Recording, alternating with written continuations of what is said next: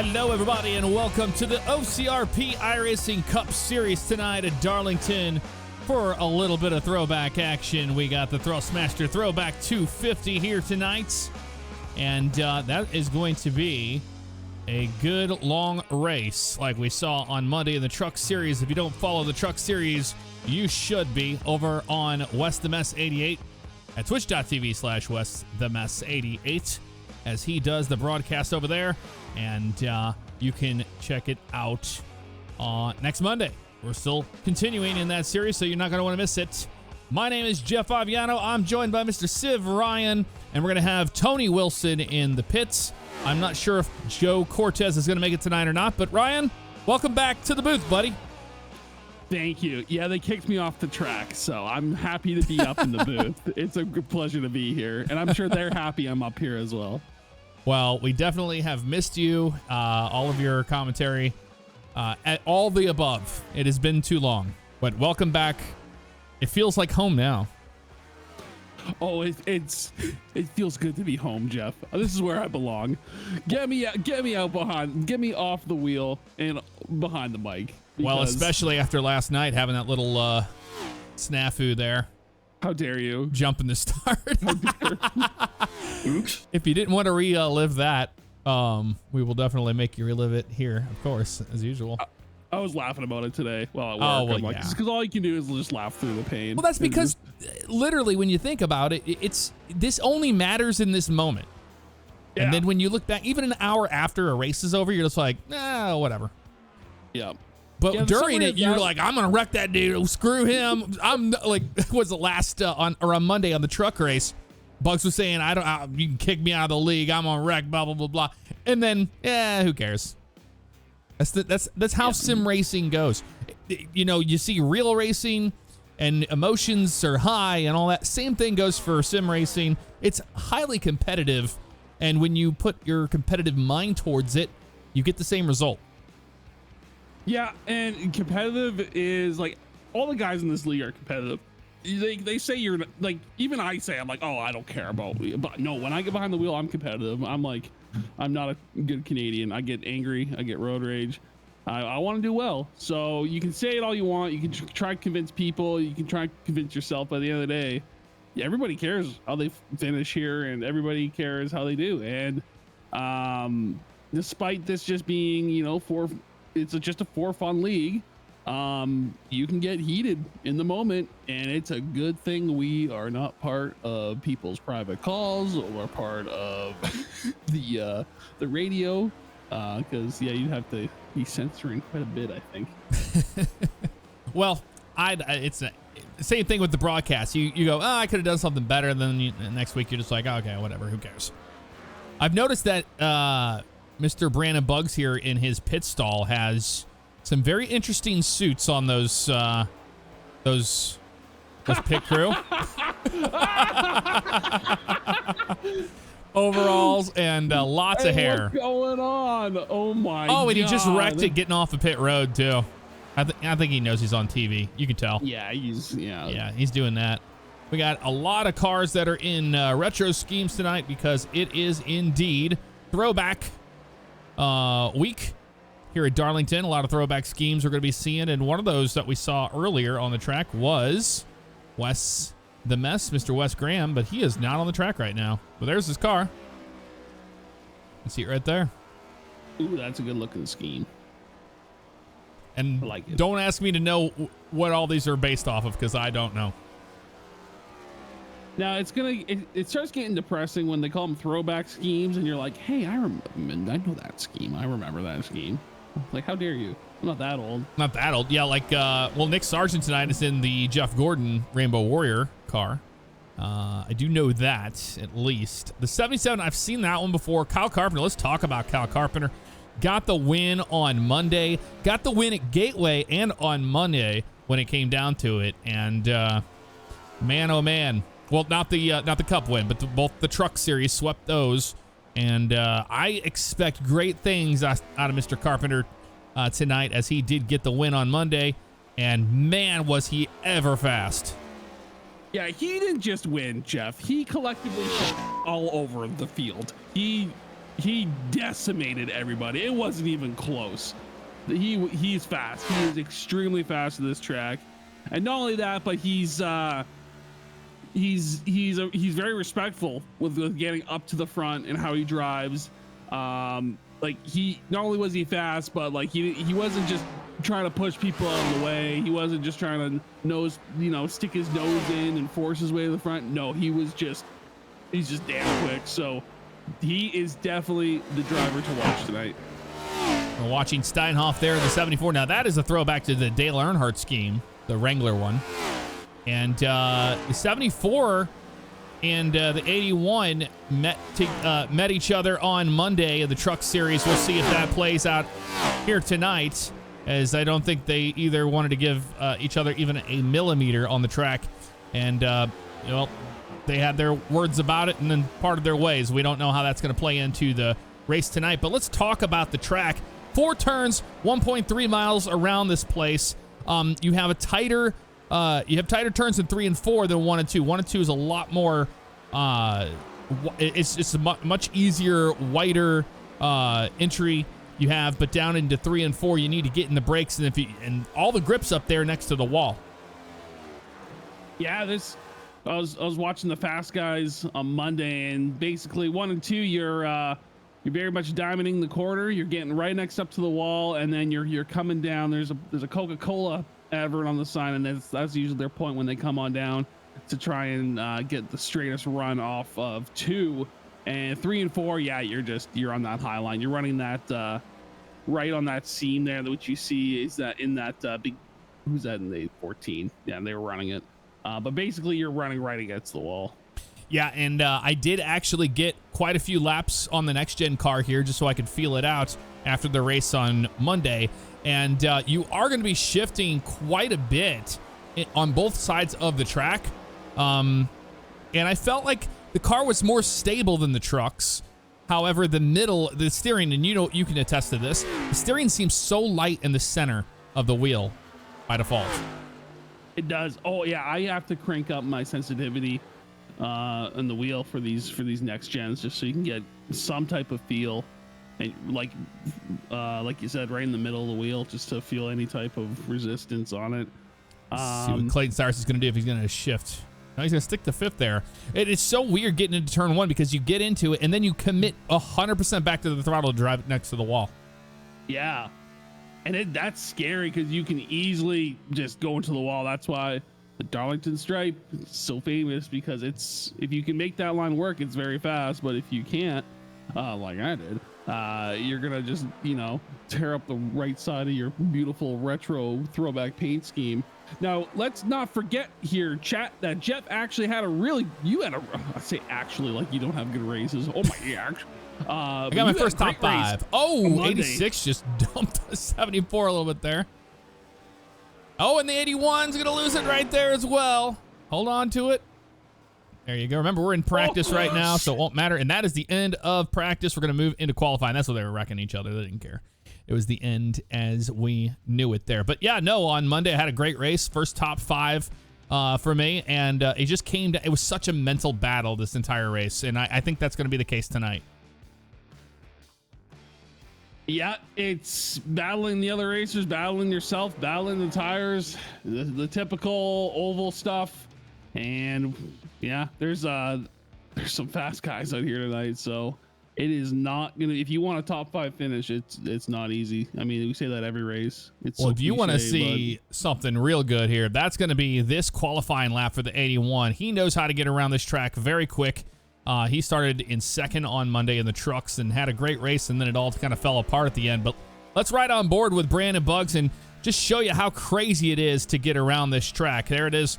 He's winding the car up in 3 and 4 right now, coming off of 1 and 2 there. And then we're going to get down to 3 and 4. Let's see if he chooses the outside lane or the middle lane here. So braking and then committing back through. Maybe. He's kind of taking it easy right there in 5th gear. All right, is this a green lap, or is he just taking it easy? I think that was his I think this is his green lap now. Okay, that would make, yeah, because there he goes. He's going to commit back to the throttle all the way next to the wall. You got to let out just a little bit there. Yep, just like that. Now, whenever I was driving the car, I was dropping it into fourth gear. I think we're going to see guys do that later on in the runs to try to get even more speed out of it. But he's going to go low on that corner entry in 3 and then back to 4 here. So currently third. Graham sitting in second, and Favignano is going to be on the pole as of right now, and that's the end of his run. And that will be second. He knocked Graham off there. And look at that. Jason Lance will take the pole away. And that 86 Icy Bear Chevy Camaro. It is baking in here, Jeff. Jason Lance with a hot time.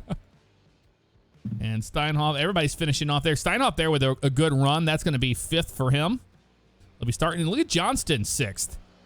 And then we got Carpenter, Sargent. Look, there's Gould right there. Just popped up on the list as well.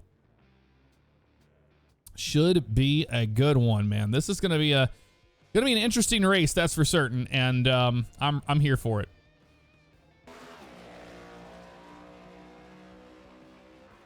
And we'll get that underway here in the next 5 minutes. So right now, we're going to be getting into the end of qualifying session here, and then we're going to have the last 5 minutes of the driver's meeting. Before they get to the driver's meeting, we have our pit road reporter, Tony Wilson's going to be down there tonight telling us what's going on. Tony, how many sets of tires they got tonight? I think Tony might be in the meeting. I think he's conducting the driver's meeting. Let's go talk really loud. I'm here. Oh, okay, there you go. How many race control instead of talking to you guys? I'm a rookie. So we've got 7 sets of tires tonight, including those that you start the race with. So, we're going to see close to 30 laps of run. You better believe everybody coming down pit road is going to take 4 tires every time. The guy that takes 2 might get out there first, but he's going to drop to the back immediately. And I had to learn that one firsthand. It was interesting because I didn't even think about it. When I got the lucky dog on Monday, I didn't come down pit road and get tires. I should have done that because I had nothing to lose. But I had my head in the game so much of track position. And track position really matters here at Darlington. And it's hard to pass here. It's just designed that way. Now, Tony, if you could not pull a Michael Massey here and ruin people's races tonight, we'd really appreciate it. Okay, so do your race control, but pressure's on you as well. All right. I'm pretty sure that I speak for all the drivers when I say it's great to have you back in the booth. Oh yeah. Yeah, you don't get to abuse your admin perms and drive on the access road and get your black flag removed. No, that was because I had nosed in front of the pace car. That's why my black flag, and no, I was abusing my admin. That's a NASCAR thing, man. You can't do that. You cannot pass that pace car. Don't matter. Yeah, that's why I was parked actually. Yeah. Thanks, Tony. It's good that you've always been race control. We're going motor racing. We're going motor racing, right? So Favignano knocked off of the pole on that one, and that would be the best of a 29.464. A 29.4 is absolutely fast at this track. Leah was a 29.526, and Dylan Macedo, we talked about Bugs being in the 3rd spot, and then Macedo had that last run there at the end, and he took away the 3rd position. But that's going to put Bugs on the outside row of row 2. So that's going to be a preferred lane, kind of. Now, let's talk about entry into turn 1. It was so difficult in the trucks. We saw it all night long where you dump it down into the corner, and you'd have to drive up to the wall. Now, if you're side by side on entry into 1, it got super tight really quick, and the car pushed immediately, or the truck pushed immediately into the wall. So you had to give up so much if you were going to be on the outside on corner entry, because so many guys rely on the bottom. So that's going to be interesting to watch. If we see any problems, I think it's going to be off of turn 2 tonight. But I can see a lot of the wall hits we're going to see based off of the entry into 1. How many cautions do you think there's going to be tonight, Jeff? Well, considering that on Monday, the truck race, we had, three cautions, I think, max, out of a long race. Well, this is Thursday. Thursdays seem to carry that trend of having more. So I'm going to say 10. I think that's bang on. I agree with that. You think 10? Yep. I think it would be 10, but the other part of that is it's hard to say, but this track is kind of designed in a way where you have so much space on the bottom that self-spins aren't going to bring a caution out. It's really hard for the car to ricochet back up into the track surface for the caution to fly. Now, we have live race control. They can make the decision on that whether they want to or not. But if you're relying on the iRacing system, it would not throw the caution as much as you would think. So based off of that, I don't know. We'll see. A lot of guys get in the wall, that's for certain, especially in the beginning. They got to, get that Darlington stripe and knock their jitters off of them in the opening laps. Yeah, and that's a good point, Jeff. Like, there's a lot of runoff room down on the apron. So it takes a lot for the iRacing surface to throw a caution here. Basically, you got to be stopped on the racing surface, because if you're stopped down below, it's not going to throw a caution. Like, you're safe, you're fine. So it might not be as many as we think. I would have to agree with that. I mean, that's what I said originally, but you agreed with me right before I hit the starting grid, because we're going to do the starting grid. Row 1. On the pole, in that 86 Icy Bear Chevy Camaro, Jason Lance. On the outside of him, the 67 of Leonard Fodorero. Row 2, we got Dylan Macedo and Brandon Buggs in that 81 NLR car. Row number 3, Wes the Mess Graham and Ryan Steinhoff in the 74. Row 4, the 14 of Nick Gould. Good job there, bud. And Austin Johnson in the 21. It's a good starting position for Johnston there. Row 5, Kyle Carpenter, the winner of Monday's truck race. Outside of him, Nick Sargent in that 48. Row 6, we got the 22 of Alexander Reno, the Great Wall of Reno, and Tyler Schultz in the 94. Row number 7, James Hilton in that 89. Saw some good stuff out of him on Monday. And Rick Evans to the outside of him. Row 8, we got Ben Tuttle and Jonathan Orendorf. Row number 9, Clayton Cyrus into the outside of him, the 13 of Jeffrey Spells. Row 10, Joe Ogle and 26 of Guzzi Zachary Guzman. Row 11, finishing it all out in the 91, Robert Webb. And that is your starting grid for tonight. And the lights are off of the pace car, so it'll be green flag racing next time by. Everybody getting those tires cleaned up. A lot of different paint schemes than we're used to seeing because it is throwback week. A lot of cool paint schemes, so we'll do the best we can to try to make sure you know who is in what this entire race. It's going to be difficult for us because we're so used to seeing just the color of the car. Yeah, I'm gonna call people by the wrong name. It's gonna be a learning curve here for us for the first few laps. Look at that, 78 degrees tonight. Track temperature at 81, so it'll be nice and grippy. Winds are south at 10 miles per hour. A southern wind at 10. Wow. Yeah, southern wind at 10. All right, pace cars down and away, and the start of the race will be started by the flagman. So we do not want the 86 getting a black flag by going too early here. He has to wait for the flag.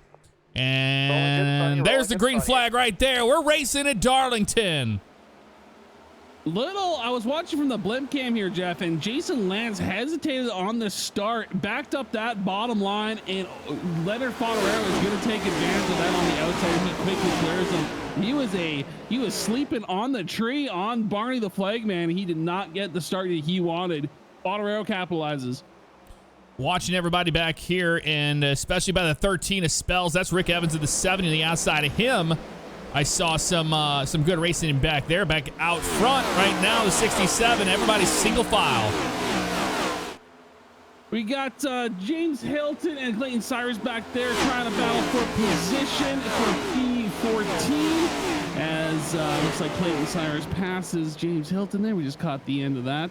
But yeah, like you said, Jeff, I think everybody is single file, almost going all the way back. The 70 in the wall right now, he's slow. He's dropping all the way down to 22nd. Yeah, 22nd, Robert Webb would be behind him by a little bit more. But yeah, the 70 caught the wall. And that won't be the last time we'll see anybody do that. So we're going to keep an eye out on all the other racing that's going on right now. And it looks like that 81 has got a nice run on that 25. I think the 25 caught the wall just a little bit off of 2. Almost contact better with Schultz in the 22 of Reno. That was getting heated up there. And behind them, Ben Tuttle. The 16 to the wall. It comes down on the 89 there. It's really tight off these corners. That's a good looking John Deere machine right there. That's a bad looking John Deere. Doesn't run like a deer, does it? I didn't want to say machine, but I don't know why. It's a nice tractor they're racing out there. Yeah, it happens. I have to be the Cortez of the night. He calls them the machines. That's what gets me. Digital machines. What happens is when you hang out with somebody, especially as much as we do, we all kind of morph into one person with our mannerisms and our sayings. And oh yeah, I pick up stuff that you say, you pick up stuff that I say. It's quite interesting. Nick Sargent right now. You can see him with right behind the 21 of Johnston. Johnston doing a great job staying in the top 10. We're watching here Sargent, see if he's going to shift. I think everybody's just kind of rolling in 5th gear for right now. Catches the wall a little bit there. You see just how difficult it is to get off of turn 4. Sargent did actually a very nice job of getting it off the wall quickly. I don't know if you felt it though, Jeff, but I know when I got in the wall, it like just sucks you in. You stick to it. It's so hard to get off of it. Oh yeah, it definitely does. Oh, Hilton back there. Clayton Cyrus got into the. Or sorry, that's not Cyrus. That's Ben Tuttle. Yeah, the 16. And I'm watching right up here. Wes Graham is in the line of the 3 cars of him, Gould, and Steinhoff. Steinhoff in 7th right there in the 74. We're starting 6th. Everybody pretty much a straight line right now, and that's what you want to do right now. You want to get into a rhythm, get used to the car and the track, and just go with it. And they're able to do that right now. Yeah, Darlington, one of those tracks where it's like you said, Jeff, you gotta get into a rhythm. It's very much like a short track, and once you get into the rhythm, you can get into that zone. But you gotta be careful though, man. Those stripes on the outside, those are pretty hypnotizing. I know you were talking about it on Monday, where you're like, man, my eyes just start floating in my head, and you start getting almost what was the word you called it? I don't remember. Floaty? Like, yeah, it's like playing Guitar Hero when like this, oh yeah, everything gets warbly. Yeah. And it's hard to not see it, especially out of your peripheral vision. You'll start to see it happen. That's just because it's the banking and just how quickly, or just how close you're to the wall all night, I think is what's doing it the most. Yep. Hypnotizes you. Watching out the back here of Macedo, Dylan Macedo, he caught the wall a little bit there. Actually, as many times as I thought the 48 hit the wall, he didn't. He came really close to it. But the 25 Macedo definitely almost got in the wall there, and then the 81 made a bunch of position on him. And that's why we were seeing that increase right there. You can see just how much faster the 81 is on exit of 2. And he's going to get the pass done this time, so that moves Brandon Buggs into 3rd. Nice pass there by Buggs. Got great pace. He was showing great pace on Monday night, where he sat P2 almost the whole race there. And as he makes a clean pass on Macedo, but don't count Macedo out. He's just going to be comfortable right behind Buggs there, as he gets a good look at that Next Level Racing machine. Shout out to Next Level Racing and our friends over there, and all the work they do. Yeah, I'm very surprised that so many of these guys are just running 5th gear all the way around the track. This could be just trying out what works early on. You don't want to use up all your tire. And you can see right now, Lance is actually starting to gain on Fodorero a little bit. These guys are all pretty close together still. Yeah, it's just everybody is kind of almost hot lapping right now, single file, so they're able to just whoever can get the good line off of 2 and get a good run. And yeah, I'm surprised they're not shifting yet, and maybe that's just because their tires are still pretty good right now. They don't need to shift, and maybe as the tires start to wear off, they want to downshift to 4th just to help, even just get the engine braking, helping them a little bit on their entry into 1 and 2. So yeah, we'll start to look out for that. I'm watching the lines that they're running down into turn 1, and it's very similar to how you would run the truck. You get all the way, your left side's down on that dotted white line, and then drive it straight up towards the wall and commit to the throttle again. And I'm seeing a lot of the same lines that we saw work on Monday happening right here on the track on Thursday. A little bit of a bobble from the Nick Gould camp in the 14. He hit the wall there, Jeff, and he lost a position to Ryan Steinhoff as he's able to collect himself back up and keep going. And that's going to happen all night. We're going to see guys hit the wall, lose a position, and that's to be expected. You can't let that get into your head. You can't let that affect you because it's going to happen to everybody out there. So Nick Gould's a great driver, and I think he'll be able to pluck it back up and give Steinhoff a run for his money here. Yeah, he got in the wall there and then getting off of turn 2 extremely loose and then found the wall again in turn 3. And what happens there is once you get into the wall, you're like, okay, now I don't want to hit it again. So now you're driving differently. And if you cut your line even further down on entry, you're going to be finding yourself getting super tight and headed towards the wall differently than how you've been racing all night. So it really does get in your head whenever you get your first stripe. That's right. Well, Jeff, why don't we check in with our man on pit road, see if he's spilling any Taco Bell on some pit crews down there. Tony, what's going on pit road? Not a lot happening on pit road. We're rolling lap 16 here, so we're probably looking at least another 10 laps before the cars come down. Everybody does seem to be single file here. I think they're just getting used to running the track. You know, first and foremost, you have to race the track when you're at Darlington. Then you can race for the win later. We had Joe Ogle have a little contact on the front stretch with Ben Tuttle that dropped him several positions, but everybody else seems to be running single file here, just get in the groove, get in the rhythm. Right on. Any rumblings on the radio? Just a bunch of I'm sorry. Oh, that's good.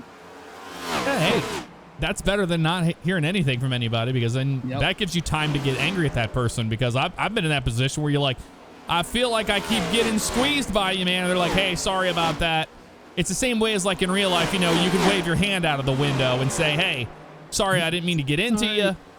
Or you can use a different finger, not just a hand. But either way.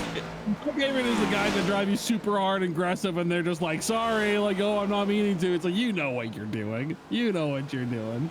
James Hilton at 89 made an impressive move on the 21 of Johnston there. James Hilton moving up into the 11th position right there. And I gotta say, I raced with James Hilton on Monday. Had a really good battle with him a few times. He struggled with the truck on 2, and we're seeing that kind of happen here tonight with off of 2 with this car. I think no matter what, it comes down to that track versus driver, because the thing about Darlington and the reason why so many guys like this track is it's not racing the other guy as much as it is the actual track, kind of similar to road course racing, weirdly. Yeah, you're not wrong there, and because Tony's statement of racing the track and not the driver. And the caution comes out. Caution? I think we got the 26 in the wall in the front stretch. That's going to be Guzman starting 20th, and that's going to put him 22nd. We'll find out what happened here in just a few moments. But he has got that car parked on the front straight, and that's exactly what you want to do in that situation. Allow those guys to get around without you interfering, because all it takes is for you to just spin it up in front of the field, and we've seen that happen before in the past. So here is 26 getting off the corner, loose. Holds on to it right there. Hold the brake, hold the brake, hold the brake. Almost in. Oh, man. Almost got the Whataburger car. And he did a good job of just kind of hanging on to it right there, and that's what you should do. Wait for that caution to come out. So solo spin by the 26 of Guzman. Didn't look like he had any damage other than the nose. But we'll see if he's going to come down pit road and use a fast repair. One guy has used a fast repair so far, and that's Ben Tuttle. He scored 2 laps down on that 16. We got a lot. Gould was intending to come down pit road and miss the entrance, guys. Oh, okay. Well, he'll be open for him on the second lap there. But everybody coming down looks like. Yeah, everybody can come down pit road. This is the time to do it. You know, tires, fuel. I'm not sure how the fuel's going to work out in these cars, so we're going to take it down to you, Tony. Tell us about what we can expect fuel mileage-wise out of these guys. Well, like I said, we're looking anywhere from 26 to 32-ish laps. The tires will go a bit further than that, but you're going to be really hating life if you take them much further than that. So, like I said, look for around 30 laps is going to be the sweet spot for these guys. And everybody's going to take 4 unless they have some kind of crazy idea that they're Superman. Had a good speaking of battle off of pit road. Yeah, no, you're fine. Like, speaking of taking 4 tires, I know Wes the Mess gave us some good advice the one race where he goes, always take 4. Like, don't be a hero, don't take 2. as the car just becomes so unpredictable. And we saw that last event where some guys in the top 4 only took 2 tires and they did not have a good time. That was near the end of the race at what track was that at? God, I don't even know. I'm not prepared. Well, I can tell you, it's anything but Gateway. It's anything but it is the most scary thing when you're the guy out that takes 2 tires and then you're out front by yourself, especially a late race restart like that. It's just a lot of pressure, and you're gonna spin the tires, and then you just fall like a rock. And if you get on that outside lane, especially here at Darlington, you're just gonna be ping ponging off of cars. It's just not a good thing to do. Both the 14 and the 13 stayed out this time. Interesting. So maybe they're gonna bank on a caution the next 10 laps to try to force everybody to come down pit road again. But I don't know how that's gonna play out. Other than you said the 14 at Gould missed pit road, so he's staying out. It's kind of one of those things, hey, I gotta lay in the bed that I've made now. This will be, you say caution the next 10 laps. I think it might be sooner than that with these 2 guys out on older tires, because you got fast guys behind them, and they're not going to wait for you. They're not going to just say, okay, we'll let you figure it out. Nope, see you later. So it could get pretty spicy here on this next restart. Well, we have a lot of you guys watching live right now on twitch.tv/jfavignano, also on the YouTube channel of Favignano Live. Well, we appreciate all of that. Let's give it to the Twitch chat live right now watching this race. Who is your pick for tonight? Who do you think is going to be able to get it done? Remember, anything can happen. It's 184 laps around this track. It is so much more endurance and a mental battle than you would think, with the normal races that we see here, because it's just you're next to the wall all night long. You're just high energy. You're just so much adrenaline, Ryan. And you're right. Anything can happen. And even just now, I'm looking at fast repairs, Jeff. Leonard Fodorero already took a fast repair, whether that was by mistake, because that can happen, or that was intentional, but he's already down a fast repair. So it might not be who you think it is, because you never know here at Darlington. Well, Ryan, they got to exercise patience here. Do they know what that means? On this restart, especially. It is definitely the better part of Valor, Jeff. His patience. Shout out to Joe Cortez. Yep. Spoken like a true Cortez right there. Gamer Gups. Green. See how far Green back flag Road 2 is, back guys? in the air. Oh, 81 getting really checked up there by the 67. 67 did not get a good start, and they're going to drop positions. That bottom lane again, Jeff, getting the podium effect and not a good start. But it don't matter, because Nick Gould out in front as we get some action there with the 23 car. I can't tell. Now you got Jeffrey Spells in 13, Sitco Ford Mustang there, and that's the 67 on the outside. He's on those older tires. You can see him just absolutely struggling right now.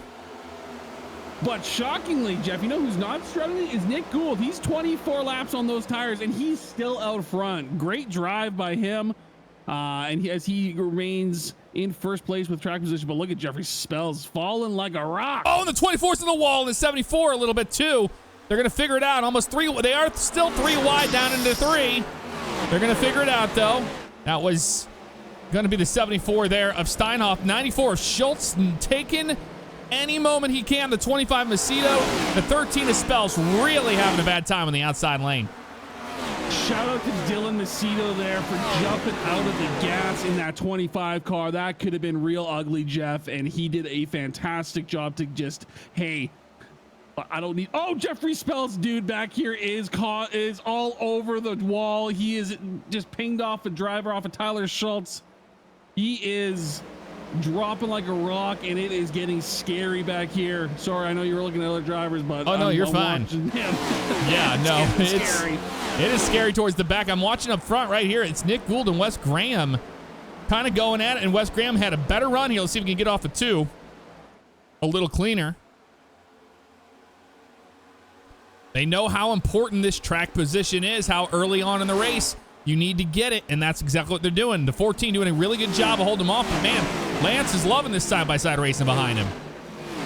Well, you can see that those new tires are now warm, and you can see the effects here of Nick Gould. He's down to second, and Wes Graham is trying to pass him on the inside, and he is going to get absolutely trained here as Favignano and Bugs are probably going to follow suit and pass him on the inside. So this is that effect of those worn tires. Now that the new guys' tires are warm, it's go time for them, and they are they're wasting no time getting around Gould. Watching the 77 to Kyle Carpenter after starting 9th. He is in 11th right now, but he is on the move right now. He ran his last one there is the 32. Well, he had a better one just a minute ago, so I don't know what I'm talking about. He's being patient, but man, the 86 of Jason Lance right now, absolutely checking out. Yeah, he is now just in the zone, hitting his line, hitting his marks, and he is quickly pulling away. But I think why he's pulling away so much is, yeah, Gould was holding up those 4 drivers, and now that they're around him, they're going to try and reel him in. That's going to be Graham, Favignano, Bugs, and Schultz up there in the top 5. And you can just see how close to the wall that 67 will drive. And you know, as the night goes on, you get bolder and bolder and bolder with your driving ability. But, you know, if you are catching the wall early on, man, look at the 81 of Brandon Bugs here getting a good run on the 67, using that lower lane right there. Still maintaining 5th gear, not shifting at all. I think we'll see shifting later on in the race. But yeah, staying in 5th right there. But yeah, like I was saying, they just, you know, you get closer and closer to the wall. But if these guys get in the wall, you're going to see them start going lower and lower and lower. And we're still very much early in this race. We're only 30 laps in of 184. This is still early days. And 14 to pit road, guys. Okay, 14 to pit road. That is going to be sorry, Nick Gould. That's Nick Gould. Those staying out on those tires did not pay off. No. And he's going to be dropping all the way back to the field while he gets a green flag pit stop. But good on him coming down. He did I shout out to him. He did a hell of a job driving on worn tires and not messing up the field and causing some cautions there. So that's not easy to do. So shout out to Nick Gould for a great drive on worn tires. But we're back out front here as we ride on board with Wes the Mess Graham. Watching behind him and Favignano get right up on his bumper.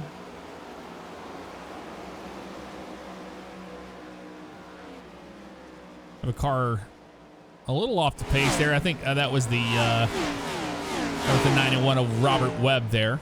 He's on the pace. He's on the lead lap right now. The last car on the lead lap right now is the 13 of Spells coming on pit road, and then it's going to be Ben Tuttle, Zachary Guzman, and Nick Gould. So the lucky dog position right now is the 13 versus the 16, which is still on the track. So now that's going to change things up there. Really like 91's paint scheme there, the Home Depot. Oh yeah, that's a good looking one. I wonder if he's just listening to the Home Depot theme on like a 12-hour repeat. You know that banger. Dun dun dun dun dun dun dun. That's what I'd be doing. The banger. It's a banger. I barely knew her. I don't know what the what song you're talking about. You don't know the Home Depot advert theme song? Oh, okay, yeah. That slaps, Jeff. It's so good. Yeah, I don't think it is. Okay, well, you know what? Talk to me when you get some taste. That's true. The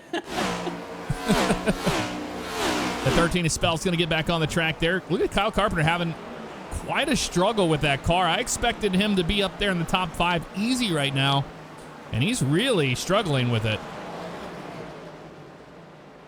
That is the 77 of Kyle Carpenter. Yeah, I thought he was going to be way out front, but it's amazing how much of a difference his pace is compared to the trucks. Back up front, watching the 86 of Lance now increasing that lead almost to 2 seconds, although it looks as of right now that Wes Graham is catching him ever so slightly.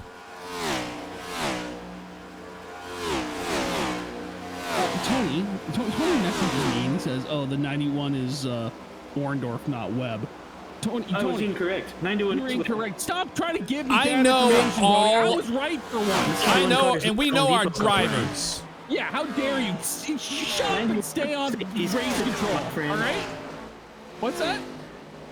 The 20 car is the Home Depot car, not the 91. Oh, okay. So I was wrong.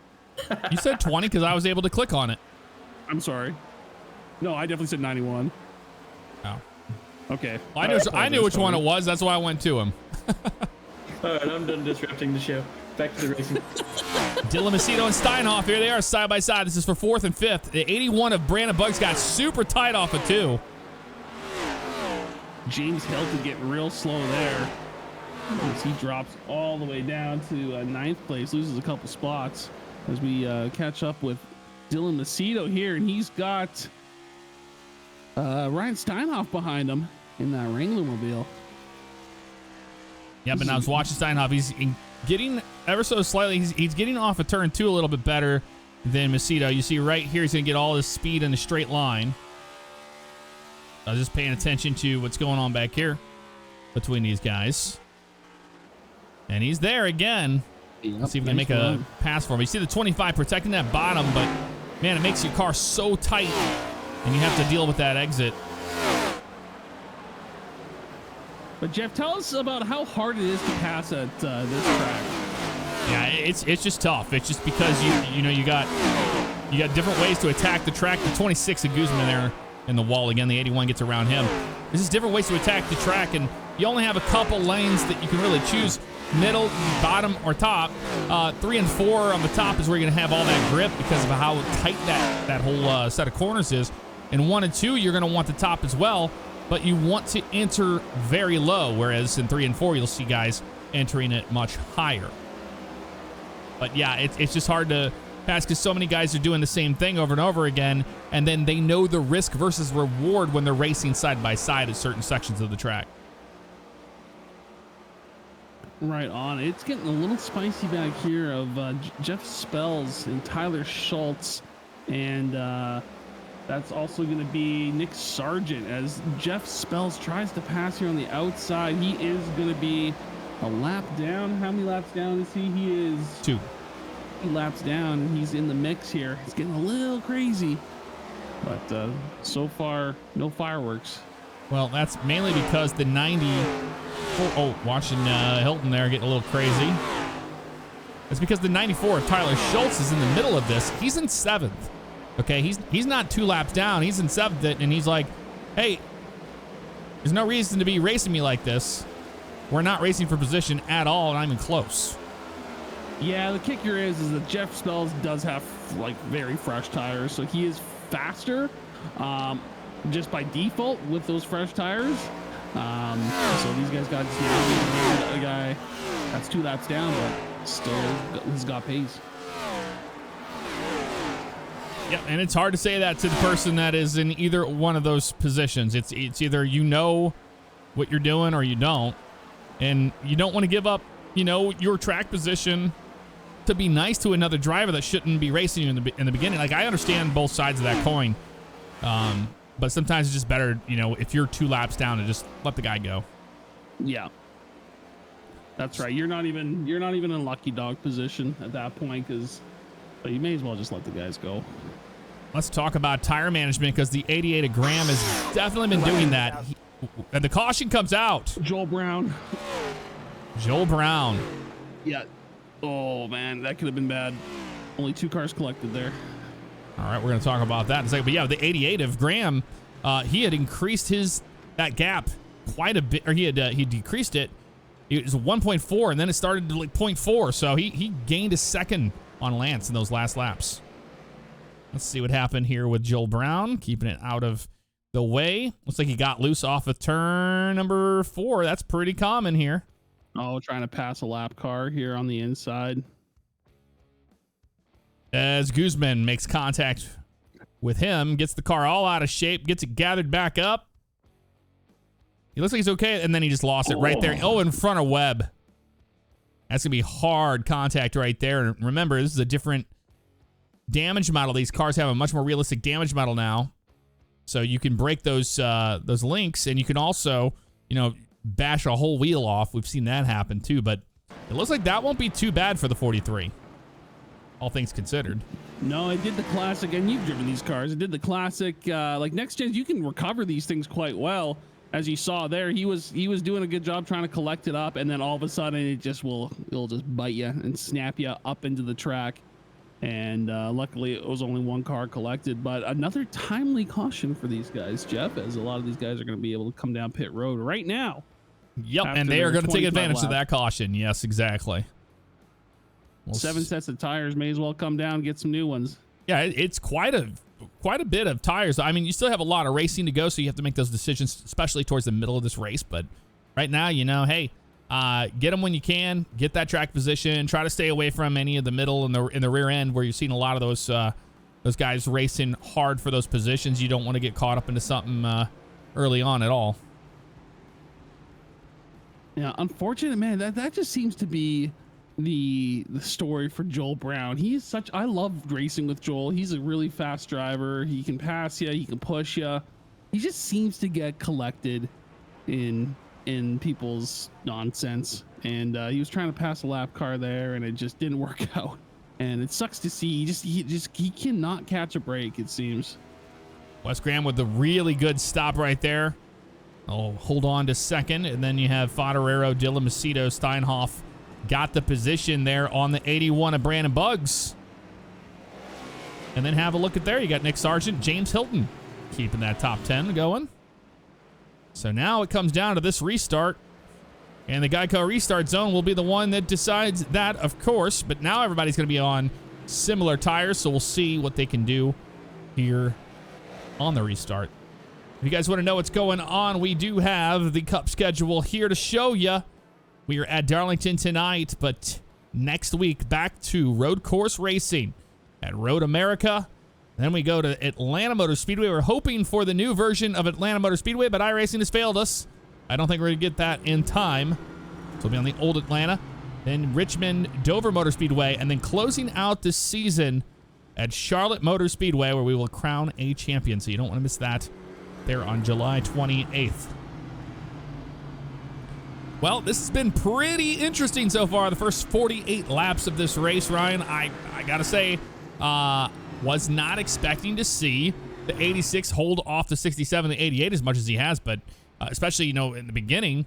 But here he is right now, Mr. Jason Lance, being on the pole, had that little mishap happen there, but now he's back out front. Yeah, Jason Lance, he's been on pole a few times this season, and he is showing really good pace. And yeah, I'm also not surprised, but he's having a really good race so far. He's got great pace, and yeah, like you said, he's holding off some big names back there. So hopefully he can keep the trend up, keep going, keep focused, and stay out front. One to watch for sure is that 88 of Wes the Mess, Mr. Wes Graham there. Going into this race, it was one of his favorite tracks. I think this is his favorite track of all time. So he's definitely in tire conservation mode right now, and I think he wanted to see just what his car would give him in that last stint. So now it's time to go. Absolutely. Hey, Jeff, what's your favorite track? My favorite track? Oval track. We'll go oval track. Definitely Gateway, my home track. Oh, really? Mm-hmm. I was the one that chose that one for the truck series. Right on. And I had a pretty decent race there. I just wasn't faster than the other guys. I had the track figured out for the most part, but outside of that, that's pretty much it. I like any of the shorter tracks too, though. That's just me. I know a lot of guys are like, I don't like the short track racing. I sure do. I love short track racing. Me too. It's so fun. You see that 25 was getting in the brakes there and really had checked up in front of the 81. I'm sure he was not happy with that, as he doesn't like when guys are doing the old gas and brake in front of him. And here we go into the Geico restart zone, the 86 of Jason Lance. Let's get loud here at Darlington.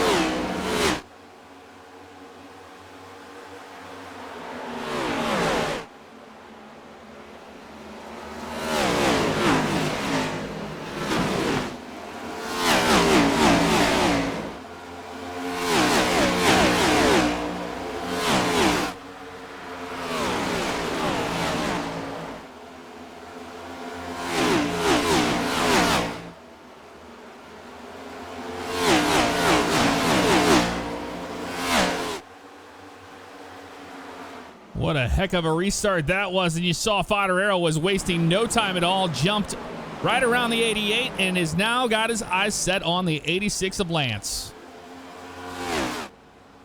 Dylan Macedo and Bugs had a bit of side-by-side racing there. I heard Bugs quickly over the radio apologize to Macedo for what? It looked like we'll have to get another look at it, but they're safe. They're staying green, and Bugs still in the top 5. Macedo in that P4 position. I believe that's the 05 of Cyrus in the wall there. Joe Ogle right behind him, but yeah, Cyrus caught the wall off of turn 2 and bobbled everybody up back here. And that's Joel Brown fighting on the outside there. The 22 of Alex Reno. That's on the bottom with the 13 of Spells. Yeah, Joel Brown really fighting his hardest. I think he might be a lap down. No, he's still on lead lap, so he's okay. Yeah, I'm hearing from pit reporter Tony. Give us an update on that 14 car. Yeah, bad luck continues. He came down pit road on the first lap as a lap car, and you can't do that. Pits are closed for lap cars in the first lap, so he ended up getting an end-of-line penalty on top of already being at the back after that attempted long run on those tires. Well, it's still really early in the race. It's hard to say, but you can be all the way in the back, and then this, you have so much racing to go, and it's such a technical track that you can climb back in the top 10, and I think that that Gould can do it. Yeah, he's the lucky dog right now, so he's got a good shot. Back up front, we're watching right around here the 81 of Brandon Bugs. He's making good progress on the 25, and that's that 74 of Steinhoff behind him. They're all kind of grouped up right now, and it looks like on the timing as well that they're all really close in time. We're talking about like a 29.897 to a 29.830. Yeah, and they're on their third set of tires right now. So this is about the time when you got guys west of oh, sorry, my timing screen was messed up there. What I was saying was now these guys are trying to maybe experiment with some of their strategies. If maybe they burnt their stuff up on the first 2 sets and they're just gonna I'm gonna hold off here and try and make keep my average lap time up and not burn it up. Or maybe it'll be the opposite of, we're getting cautions every 20-30 laps. Like, why not just run these things till the tires fall off? And because we're getting some really good free pits right now. This is an incredible run that the 86 and 67 have right now. They're just running each other so hard. And look back here, Wes Graham is about 2 seconds back from those guys. But I think that he's in conservation mode. I think that that's the way to play this one right now. You know what the tire wear was like in the last couple stops. You can make those decisions now, but I think what the 88's doing right now is taking it easy so he has something on a longer run, because I think we're gonna see a long green run here. Yeah, his ears must be burning. He must be watching the broadcast. Expert analysis there, but right? Give me I need on the strategy, but yeah, I mean, I think Macedo and Bugs are happy to stay behind him. I think they're like, you know what? That's probably a good call, man. We're just gonna stay behind you and save our tires here. Kyle Carpenter now dropping to 14th. Just can't get speed in that car right now. Look at the racing going on back here. Alex Reno and Ben Tuttle as they pass. On the outside. No, that's the 77 there on the outside of Kyle Carpenter, which I was expecting to see in the top 5 right now, and he's just not having a good night with that car at all. Now Gould here in the 14 is trying to make up all the positions he possibly can right now. He does not want to wait for anybody. He's getting quite impatient right now. He's stuck behind a 22.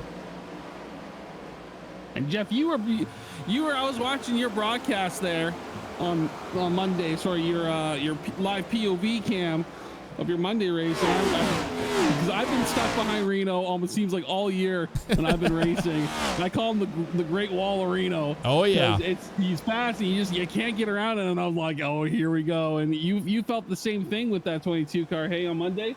No, yeah, I did. But I got to say that was the most fun I had racing all night with somebody. And there towards the end to really go at it. I got squeezed a couple times, but he apologized for all that, and we squashed it after the race like it wasn't even an issue. But yeah, no, I got the wall of Reno there.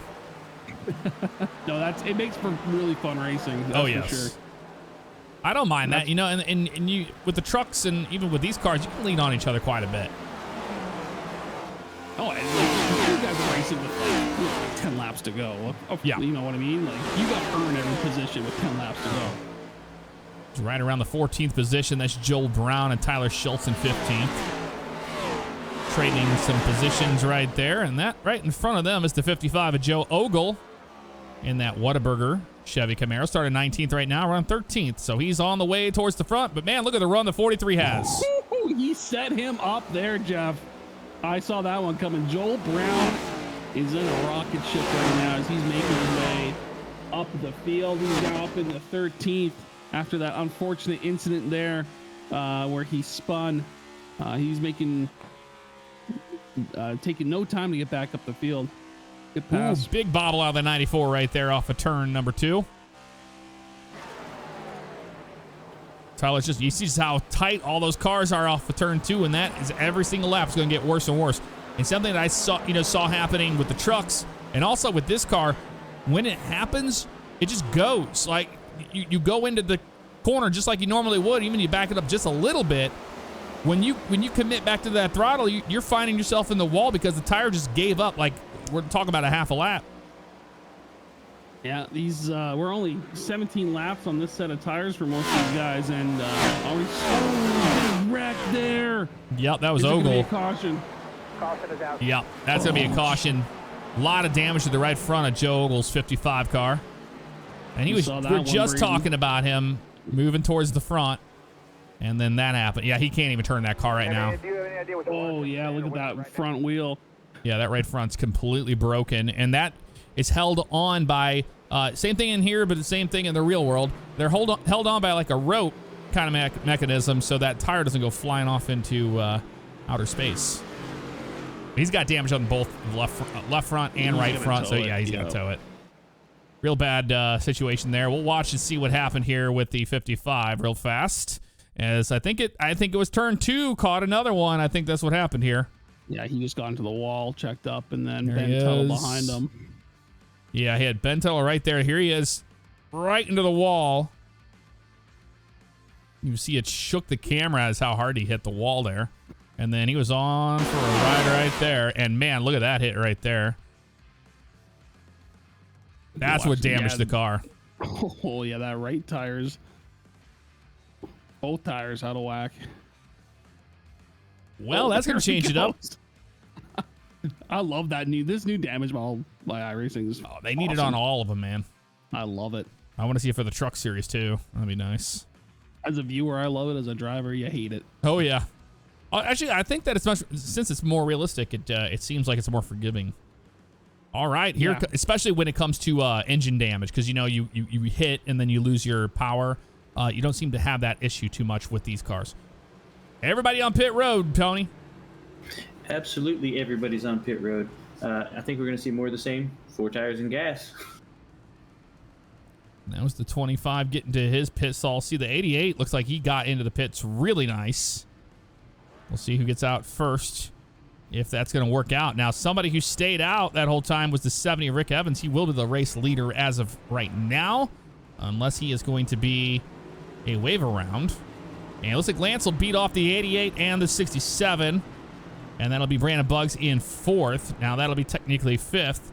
And then Dylan Macedo, Ryan Steinhoff. And they followed suit after that with Hilton. Hilton having a great run tonight.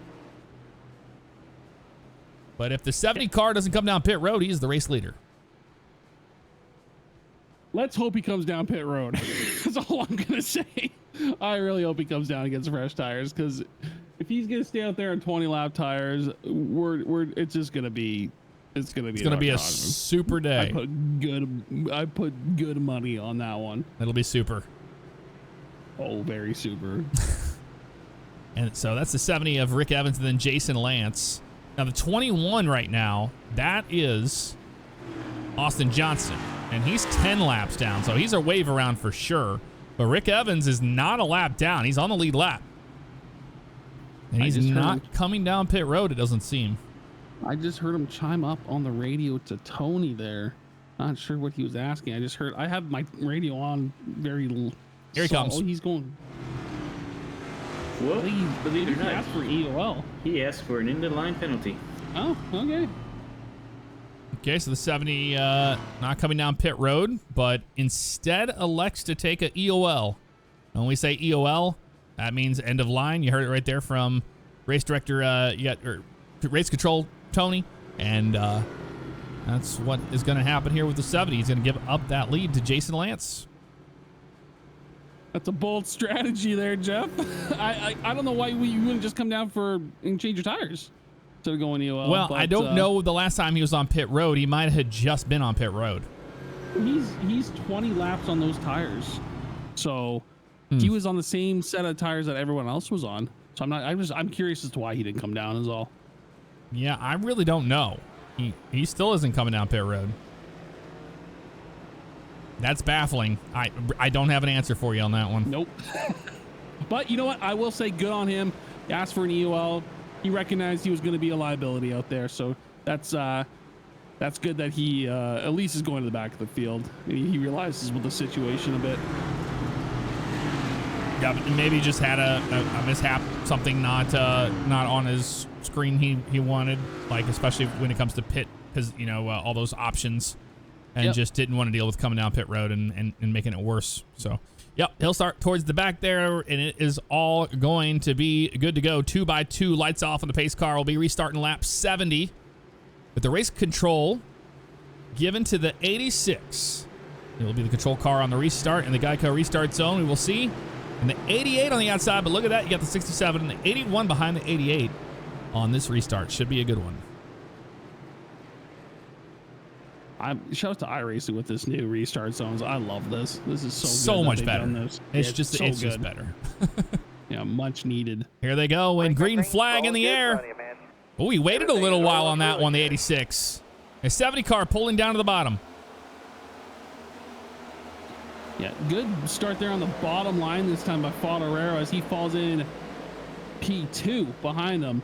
And he's got lots of pace there. And West the Mess in your third position, followed by Bugs, Macedo, and then you got Steinhoff. And is that James Hilton? Yeah, watching Hilton. Yeah, great. Like I said, this has been a great race for him tonight. Really good on these restarts. The 48, a Sargent into the wall there, and they're going to be side by side at the stripe. Yeah, I love racing with James Hilton. He's a clean racer, clean driver. He won't stick his fingers in to try and pass it. He waits for you to make a mistake.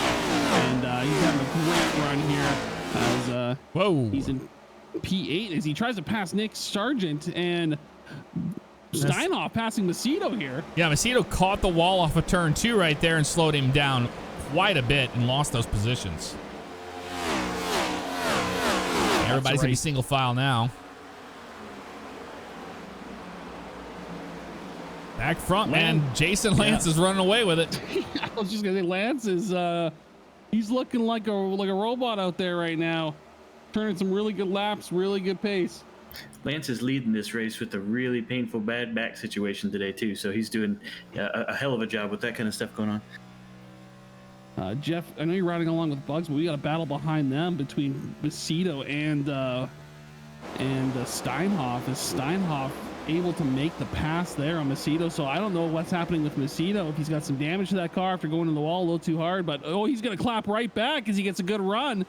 I think it's just a matter of once you get in that wall, it's hard to shake that off for a couple laps before you get that confidence back in your driving.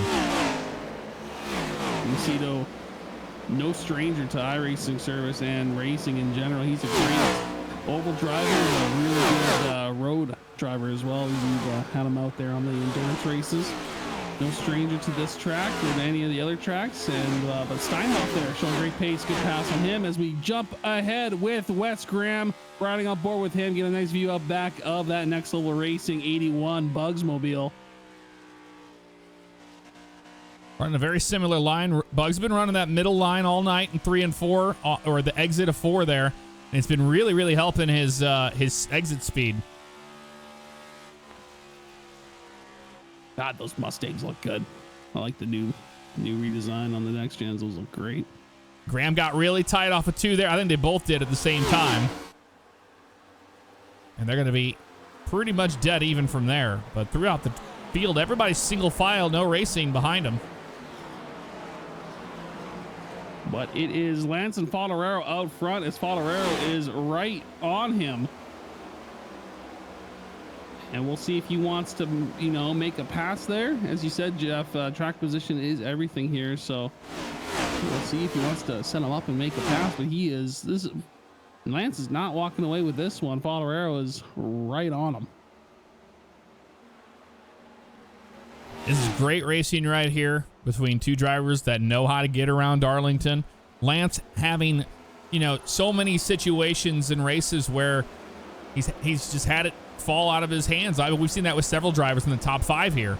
And Lance having a really dominant performance. And I got to say, the fact that he's got the speed for the pole and he's able to hold the 67 off just tells you just how much the 86 is improving over these weeks. He is getting dialed in as the weeks go on and showing a great race so far. It is not easy to be a top 5 here in this league. These guys are really good drivers. You know that better than anyone, Jeff. It is hard to be fast against these guys, and so good job for Jason Lance, your pole sitter, and keeping it out front. And just look how clean these guys get around this track. I mean, it's perfect in 1 and 2 and even 3 and 4. You see right there, they're both getting that low line off the corner, which is working out really well for them. The whole night we saw the 81 doing the same thing, but here they come down here to get down to that line. 86 a little bit higher on that entry, and that was the 67 going to capitalize on that. Now they're going to jump out the throttle a little bit more here and then commit back to it again, and it gets really tight. You get back to the wall, but that's going to help out the 67 quite a bit there. Jeff, I can't hear the audio on your end. I'm listening to my own. Can you hear them shifting yet? Through 1 and 2? I'm not hearing any shifting, no. Okay, wait. It's interesting to me. I thought, if anything, they'd be shifting in turns 3 and 4, but it doesn't seem like that's the case. Okay. But I'm watching out in front right now because this is a good battle for the lead. Yeah, they're on an island right now. Just easy. You see how far back Bugs is and the rest of the pack. Yeah, so it's a 1-2 show right now. But Jeff, we're coming up to about this will be 14 laps done on these tires.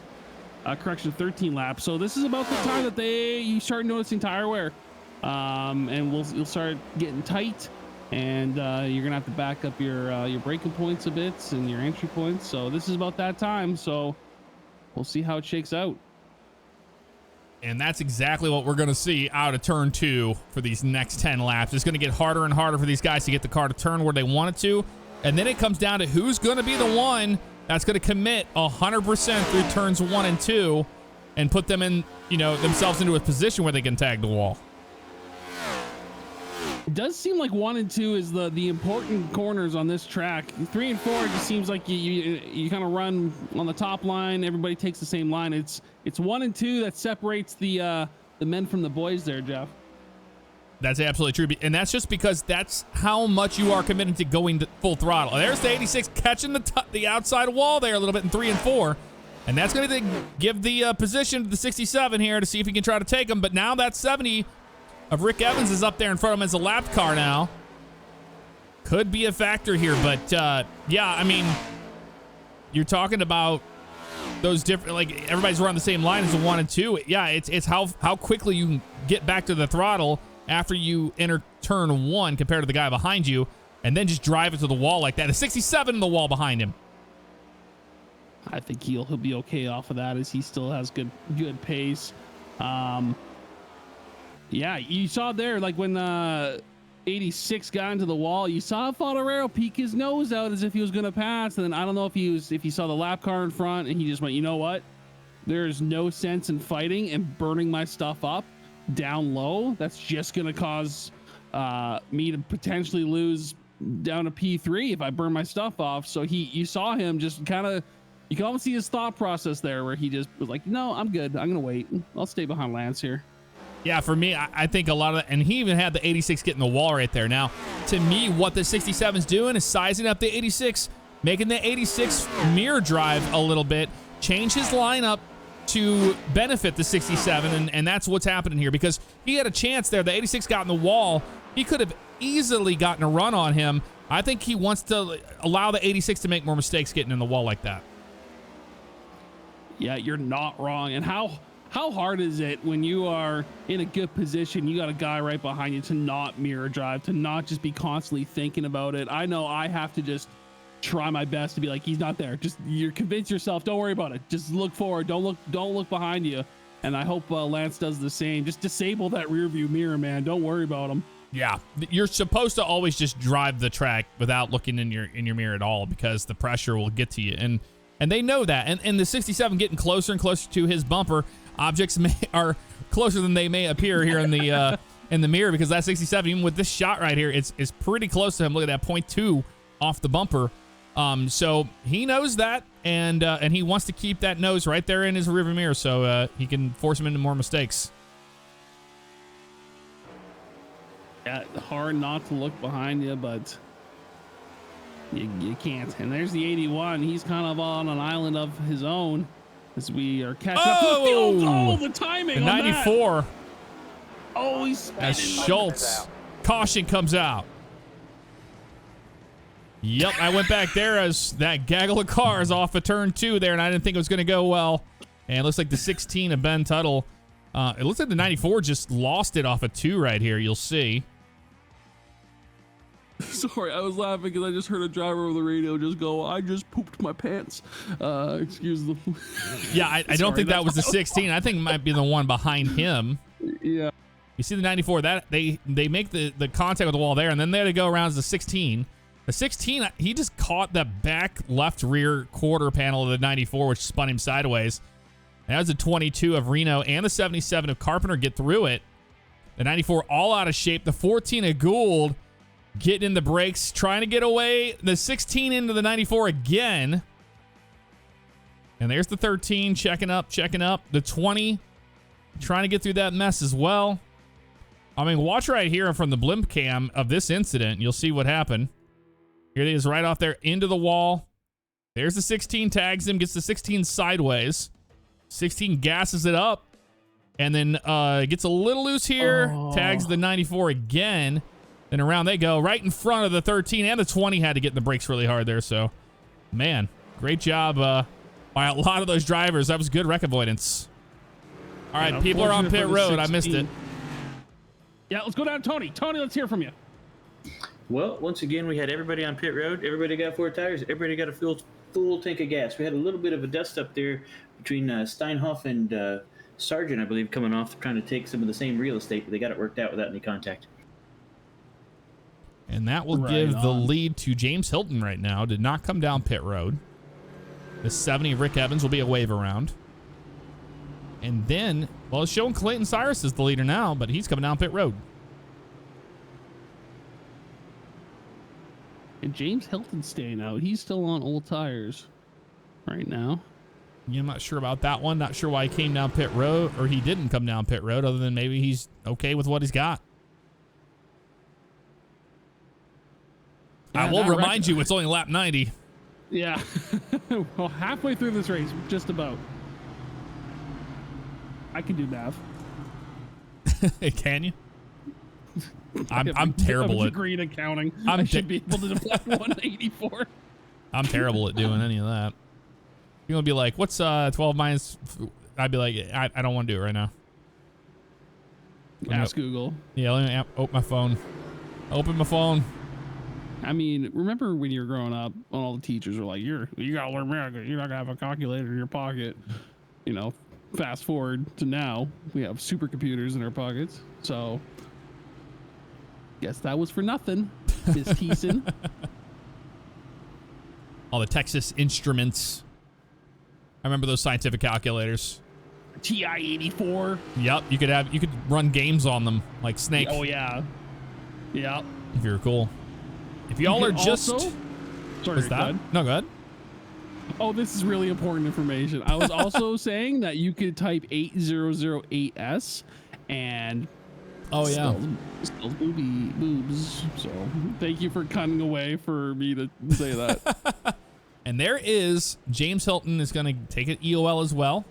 Maybe he missed pit road and just knows that it's not going to be a good idea. So you can drop down there and get on pit road. That's what I would do immediately. But if you're just joining us, it's the Thrustmaster Throwback 250 here at Darlington tonight. That's why you see a lot of guys that you normally see week after week in throwback schemes. It's Throwback Week here at Darlington.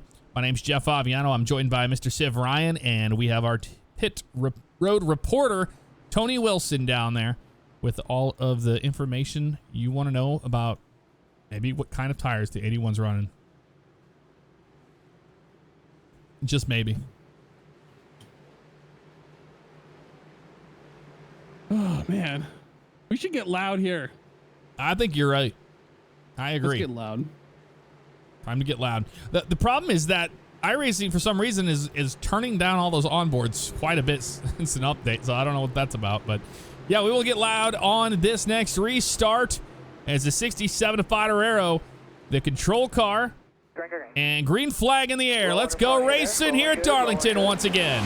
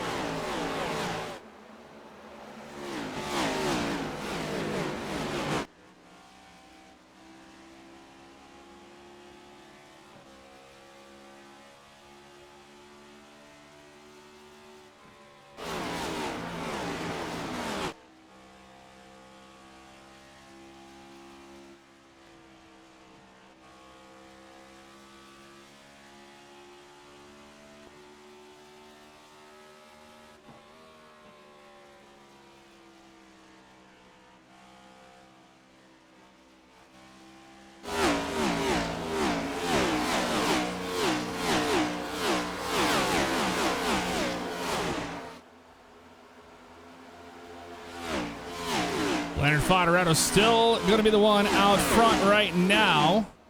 And your top 10 right now, Foderato, Macedo, Lance, Bugs, Graham, Steinhoff, Sargent, Beaver, Brown, and Carpenter. And yeah, it was loud, but it's not loud on the onboards for some reason. Something changed there.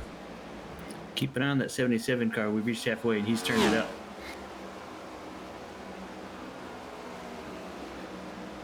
And that's Kyle Carpenter in that 77 from earlier.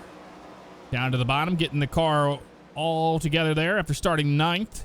He's been down in 19th right now, scored 9th in front of 43 of Joel Brown for the 10th position. And here comes Reno looking to the inside, maybe at the 14. Nope, he's going to get back in line.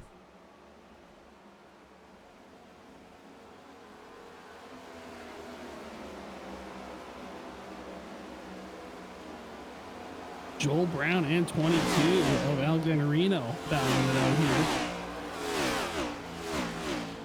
Some tight racing. It's not a position you want to be in right there. Side by side off of turn 2. That's the big no-no. And they were side by side. Nobody wanted to give up even an inch there on corner exit. And they found the wall. And we got more racing back there. That's the 91 of Webb. And he's around. He collects it. I think we'll stay green here as long as he gets going. Yep, I think he's trying to get it going. Green. And the leader of 67, Foderato, is in turn 3 right now. And Webb's got it going again. He's very slow on the bottom. I think he's just going to stay on the bottom there and try and bring it around to pit road. I don't know if he has any damage. I don't think he does. Oh, that's a lot of damage on the nose. That whole clip's broken. Oh, there we go. Trying to get a view of it. Oh, yeah. Yeah. Bring it down. He caught the wall quite hard there. You can see, look at that. The damage on the suspension is just sparking on the left side. Yeah, he can't get that thing going.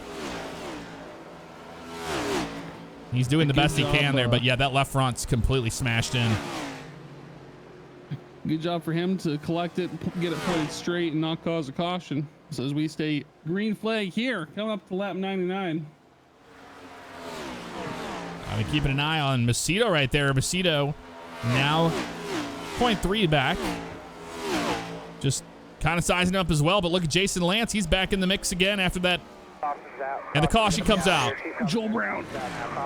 Oh, and a hard hit Joel, by the 05. I believe that was the 05 Clayton Cyrus that got a piece of in there. That's going to be a lot of damage to the 05. Wow. I don't know why he did not just hit the brakes. He was rolling backwards. That's the thing you hate to see as a driver, because it looks like he's going one way and he's going to stay on top, and then all of a sudden, surprise, I'm sliding down. Looks like they might have had a little bit of contact here. Look at the entry. All out of shape on the entry, the 43. He's loose. Tries to keep it out of the 97 of Beaver. Little net code there, but they make contact. There goes the 43 sideways in front of the whole rest of these guys. And yeah, he locks it up there, and then the car starts rolling. There he is trying to lock it up again. And then now it's rolling again. Then it hits the there's right no here. contact there. It's right here, the 05. This is a bad hit right there. Yeah, that sucks.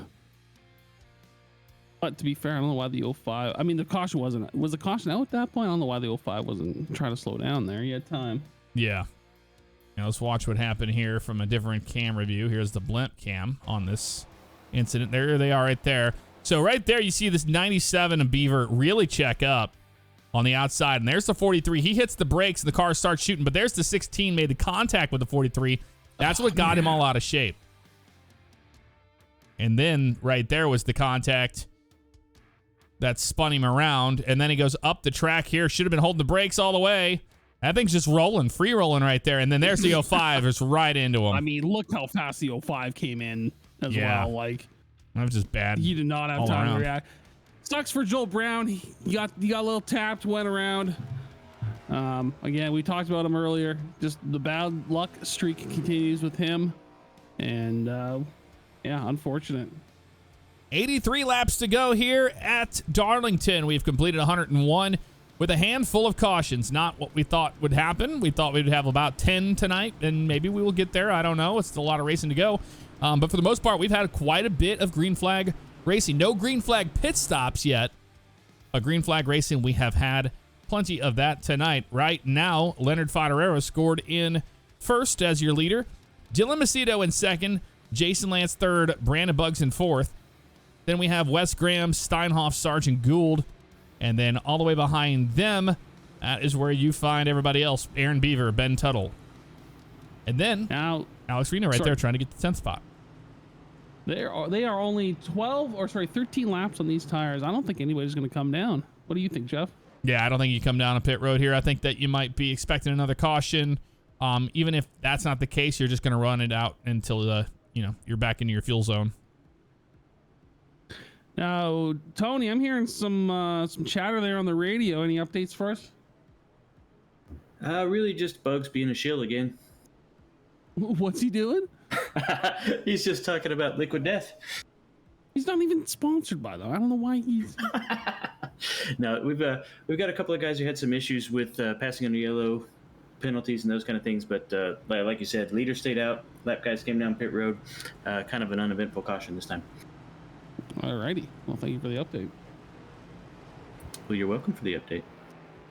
Not sure what happened to the 89 of Hilton here. He's had such a great run. After starting 13th, he's all the way up there in the top.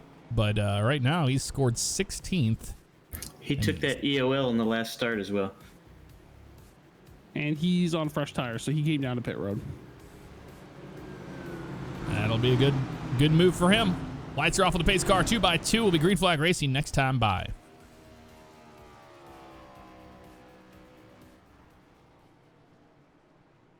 On this restart, we're going to keep an eye on that 86 there of Jason Lance, the pole sitter tonight, starting this race.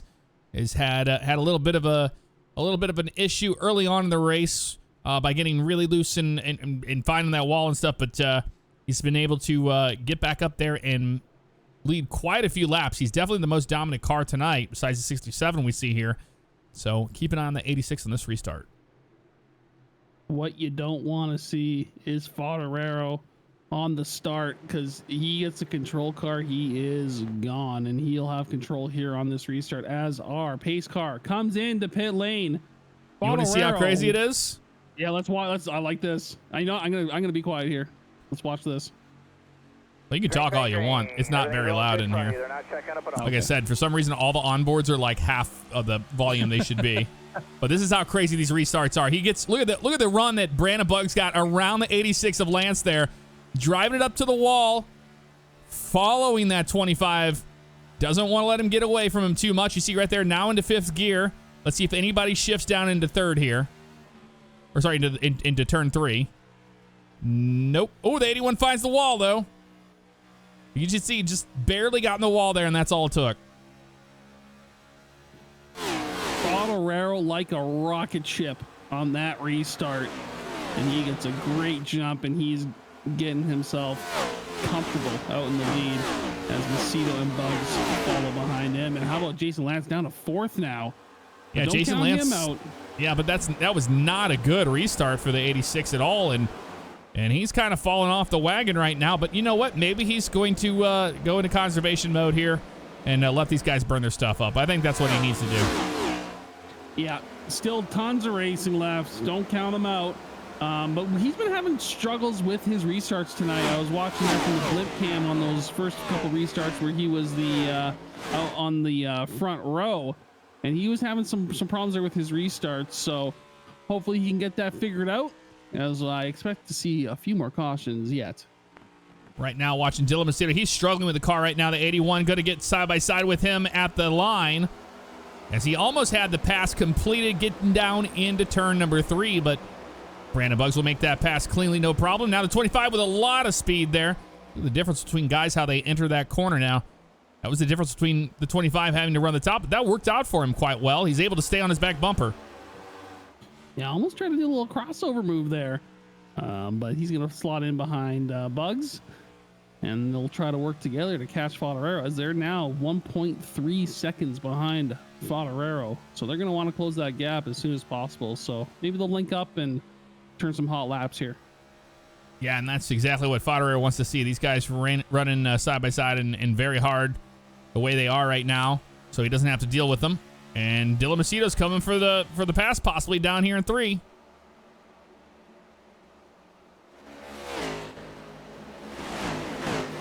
One driver we haven't talked too much about of tonight is Wes Graham, sitting comfortably in 5th place.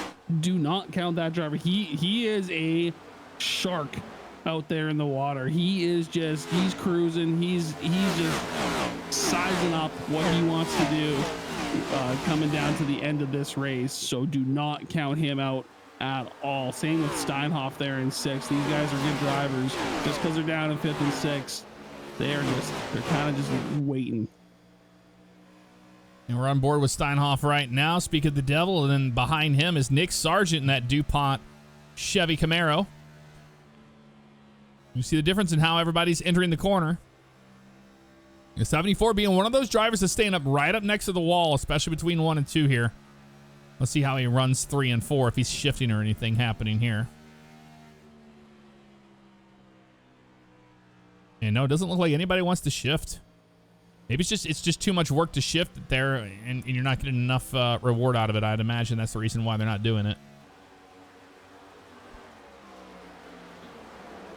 The year leader, Fodorero, putting on some hot laps here. But you can see he's running just barely off the wall there, or not barely, but he's running about a half a lane down off the wall, and that's when you don't want to risk it too much here. That's right. Let's talk about that 14 car, Jeff. Nick Gould, good to see him back in the top 10 after some earlier incidents in the race. He got as low as 23, you can see there on your screen. But shout out to him for getting it back in the top 10, keeping it clean as he looks to work on Nick Sargent there in front of him. Yeah, great job by that driver. Like, we were talking about before, he got caught up in that whole incident. And I was like, you watch him. He'll be back up there in the top 10 before you know it. And right now, he's sitting 8th.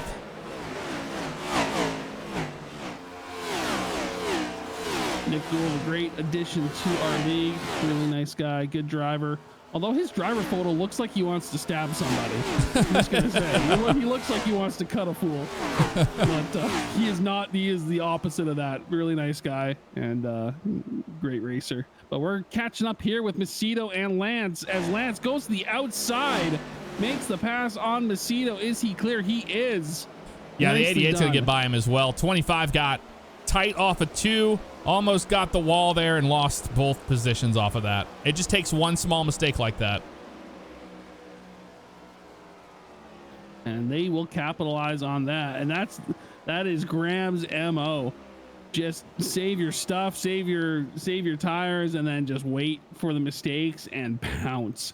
He is the king at that. He will stay behind you and just capitalize on the smallest mistake. And good on him. He's up to P4. But look at Favignano. This is as the rest of the field looks on. Favignano in clean air is Sia. He has got no one around him. He is basically just hot lapping out there now, and he's taking advantage of it. Now, if you're a Bugs or a Lance or a Graham, you're going, man, maybe we can get another caution here. Come up to 26 laps on tires would be nice. I don't think we've seen the last of the cautions, that's for certain, but yeah, keeping an eye on here.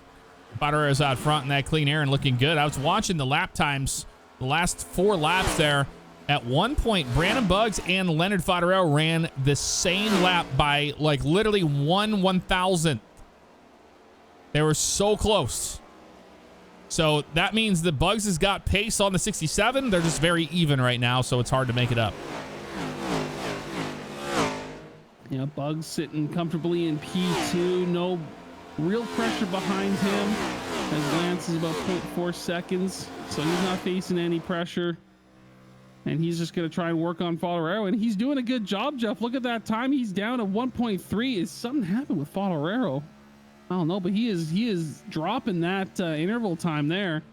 I don't know if you saw that. The 81 caught the wall between 1 and 2 right there, right in front of Lance. We saw the sparks come flying out the right side there. So the 81 definitely pushing the car, and he lost a little bit off of that. Let's see how we get through it there. It's so difficult to make up that much track position without needing more time. But I don't think we're done with the fuel window or with the fuel. I think they still have another stop. Oh yeah, I think so. Because like Tony, how many laps you said on a tank of fuel?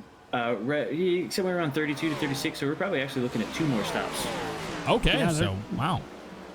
Anytime, like basically they're on lap 30 right now on their fuel and tires, so we should pay attention to pit road and see if anybody starts coming in here.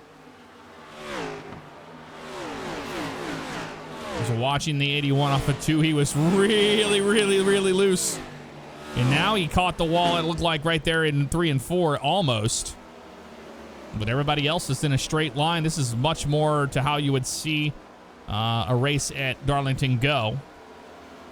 Everybody knows that side by side is not what you want to do here, and everybody's just kind of rolling with it. 77 car just put 1 second on the leader.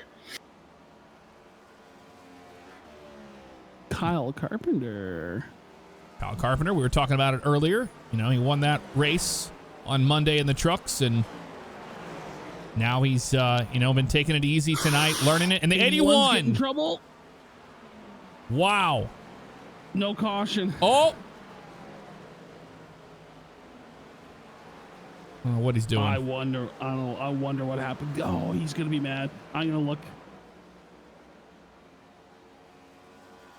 After such a great run right there, something happened on the front stretch, and now the 81 is losing a ton of positions.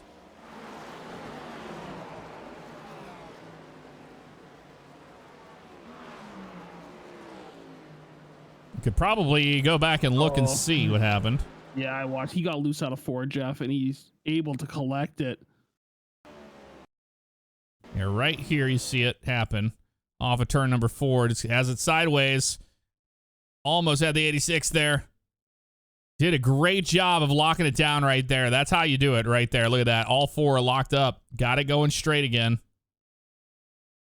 Yeah, that was a masterclass in how to get it pointed straight and keep it going. And that really sucks for the 81 and fans of the 81. But he was getting the praises from all the other drivers on the radio there, telling him he did an excellent job to collect it and not cause a wreck. So big shout out to Bugs Really unfortunate there, but good job on not wrecking the field. He did a really good job there. And I'm watching here. Check it out. Jason Lance has now increased, or he's decreased that gap down to 0.2 right now. He is the fastest car on the track. Besides the 77 to Kyle Carpenter, just turned a 37.75 right there. So yeah, still a second faster than the leaders. 77 is. How about Wes Graham up to P3? And I see Macedo's having some problems back here as well. He got loose out of 3 and 4, and he has got all types of problems with that car. He is trying to hold on to that wheel. He is wheeling the heck out of that thing, trying to keep it straight. So maybe he's got some damage there. I don't know, but he is now down to P7. Unfortunate there for the 25 camp. Yeah, and there's Fodero just caught the wall off of turn 2. And that is going to be the move that the 86 has been waiting for. He just has to be patient here to make the turn.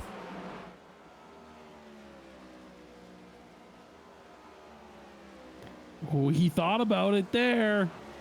Yeah, he was looking to the inside, but you know, this is his time now. Last time 67 got to be in his rear mirror. Now the 86 knows the 67 is struggling a little bit here, so he wants to put the pressure on him. But you know who's loving it? It's the 88. That's right. And also, Tony, what the heck? We're 37 laps in. You said they only got 32 laps on their fuel? That was a lie. What's going on? You're giving us bad information here, race control. Listen, most of what I say is not true. You just have to deal with that. It seems like, yeah, they're on 37 laps on their tires, so I guess they got enough fuel here. Hey, when you go pretend racing, you get pretend commentary too. Amen. Yeah, we're all just faking it till we make it, aren't we? I think the 67 almost caught the wall there, and now the 86. The 88 is there, and the 77 is coming too.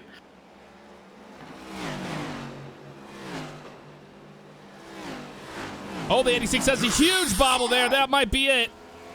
He saves it. Oh, good save. Now that puts Wes there in the second position. Now the 86 trying to gather back up. The 77 to Kyle Carpenter up the third. Where did Carpenter come from? We've been talking about it for the last 10 laps. What an absolute incredible run he had. He was down to like 16, 17, but I got guilty. I counted him out, but he is up there P3. He's figured it out. Maybe he was sandbagging the cheeky little guy, but he's showing P3. Unfortunate for Lance down in P4. They're having some troubles with the car, but you know who's not having troubles with the car is Wes Graham, and he is going to be taking over Jason Lance's job of getting in Fodero's head. Yeah, I'm watching right now with the lap times, 31.585 to a 31.447 last time between the 88 and Kyle Carpenter. Wes Graham with the 4.47, so faster than Carpenter that time. So Carpenter is now even in speed with these guys, when before in the last 10 laps we were talking about it, he was a second faster than most of the guys. And Jason Lance right now 31.419 in fourth, so don't count him out. He can gather back up and get going again. Here comes Wes for the inside. This is for the lead into turn 3. Sorry, turn 1 and 2. Watch for Fodero to get a nice run off of 2 here. He goes to the inside. Oh no, it was 3. Oh, and the 77 is going to take advantage of the 67. Kyle Carpenter to second. Did the 67 burn up his tires? And here's some information for you, Jeff. Carpenter is only 30 laps on his tires. These other guys, 42. So he has a massive tire advantage, which is why you are seeing him all the way up here. So good job on him getting some fresh tires. Alternative pit strategy. You love to see it. I love when that works out. Love when a plan comes together. And Carpenter, P2, and I don't think he's stopping. Carpenter been finding more and more Macedo's speed. in trouble on the front. Sorry about that, Jeff. Macedo came off turn 4 and was into the inside wall on the front stretch. It looks like he's got to gather back up again. He's going to find the wall. He is struggling with that car, and which sucks. He was having a very strong race. And that is the 67 of Fodero on pit road. Bottorero making the decision. You know what? He thinks we're staying green, so he's going to come down for some fuel, some Sunoco racing fuel, and some 4 Fresh Fuel Goods. This is going to put him in a good spot. He can potentially make it to the end here if he really stretches this next run. Now we got to pay attention, see if anyone's going to follow suit.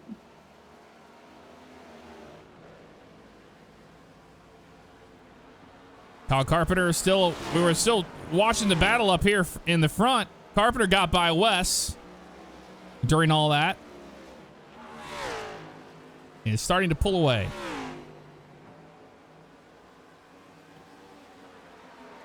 Good job on Wes here for sticking with Carpenter. Carpenter has a massive advantage with those tires. But Wes is not dropping as fast as I thought he'd be.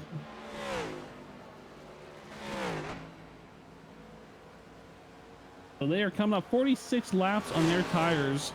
Bottorero had 43 or 44 when he came down. And we're gonna see. I mean, it comes down like a lot of these guys will have to come down. I think everyone is just they're trying to play the waiting game of like, oh, come on, caution. And they might get their wish back here. I got there's some sketchy racing. We got a spin on the front. That is the 26 of Guzman, and that will bring the caution out. It looks like he towed it right the last second there. Yep. Wow. But he was Very last completely second. stopped in the front stretch there, so we'll back it up and see exactly what happened. Might have been a solo spin. It was off of turn number 4. And, yep, try to save it. And Just Saudi drifting that thing down the front stretch. he's got it locked up here. I don't think he hit anything either. Well, Doesn't that seem. was timely. I think the 67 is going to be not too happy with that caution as these guys. I think he'll be very happy. He doesn't have to pit. Oh, yeah, you're not wrong. So the 67 right now is looking like he is just 1 lap down.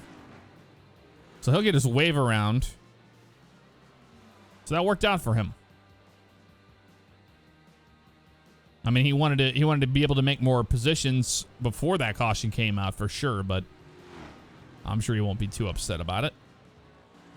Keeping on these guys, see who's going to come down pit road, and I think everybody's going to. And they are. Here they come down pit road, all of them.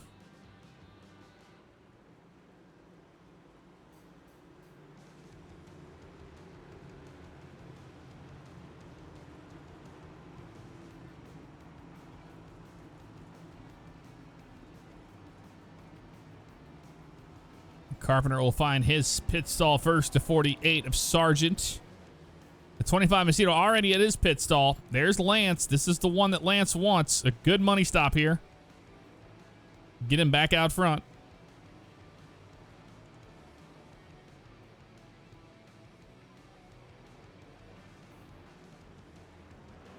And here comes Wes in the 77. Looks like Carpenter's going to take the lead away. Ooh, did Steinhoff get Lance there? I don't think he did. Yeah, I think he did. Yeah, he Scored third. Yeah, Carpenter going to get the lead back from Graham, but it was close. Now, the question is, are they going to be good till the end? They got 40, what is that, 46 laps they got to do? Quick math? Something like that. I think they might be good till the end. They were about that on this last stint. So, well, I'm going to take this opportunity to have the one and only break up the night. And we'll be back for more action here at Darlington.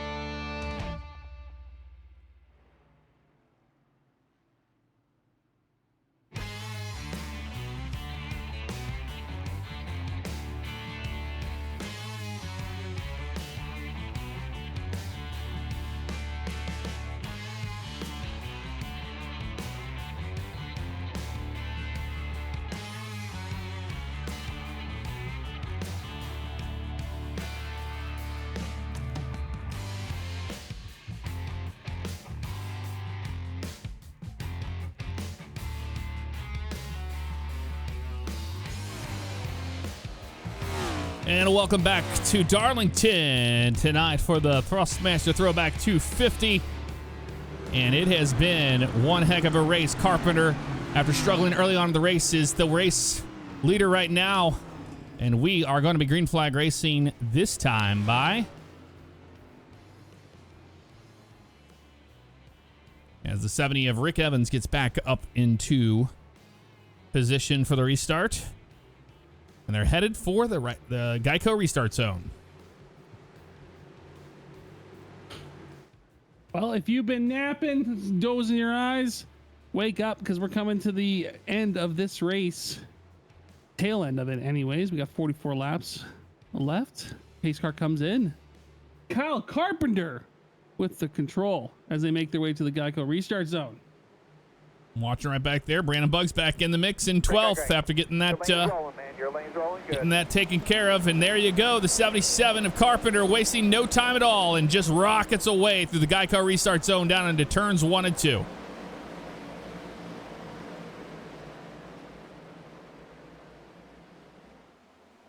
And the field is even out. Everybody on the same tires for the most part. So this is now just comes down to driver skill and who can be the fastest. Watching that 20 of Orndorff almost caught the door of the 22 of Reno. And that's the 67 there of Fodorero behind them. This is time for him to go. He can't wait. And he will waste no time in trying to get back up to the top 5 position. It's just hopefully he can do that without getting mixed up with anybody.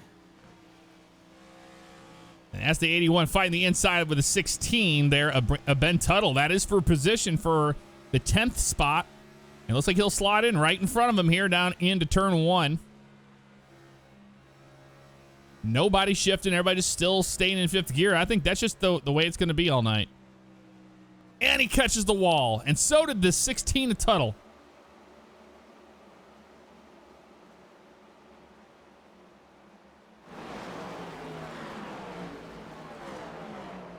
I am just holding my breath right now. As we got drivers trying to make their way through the field. It is a tense moment right now.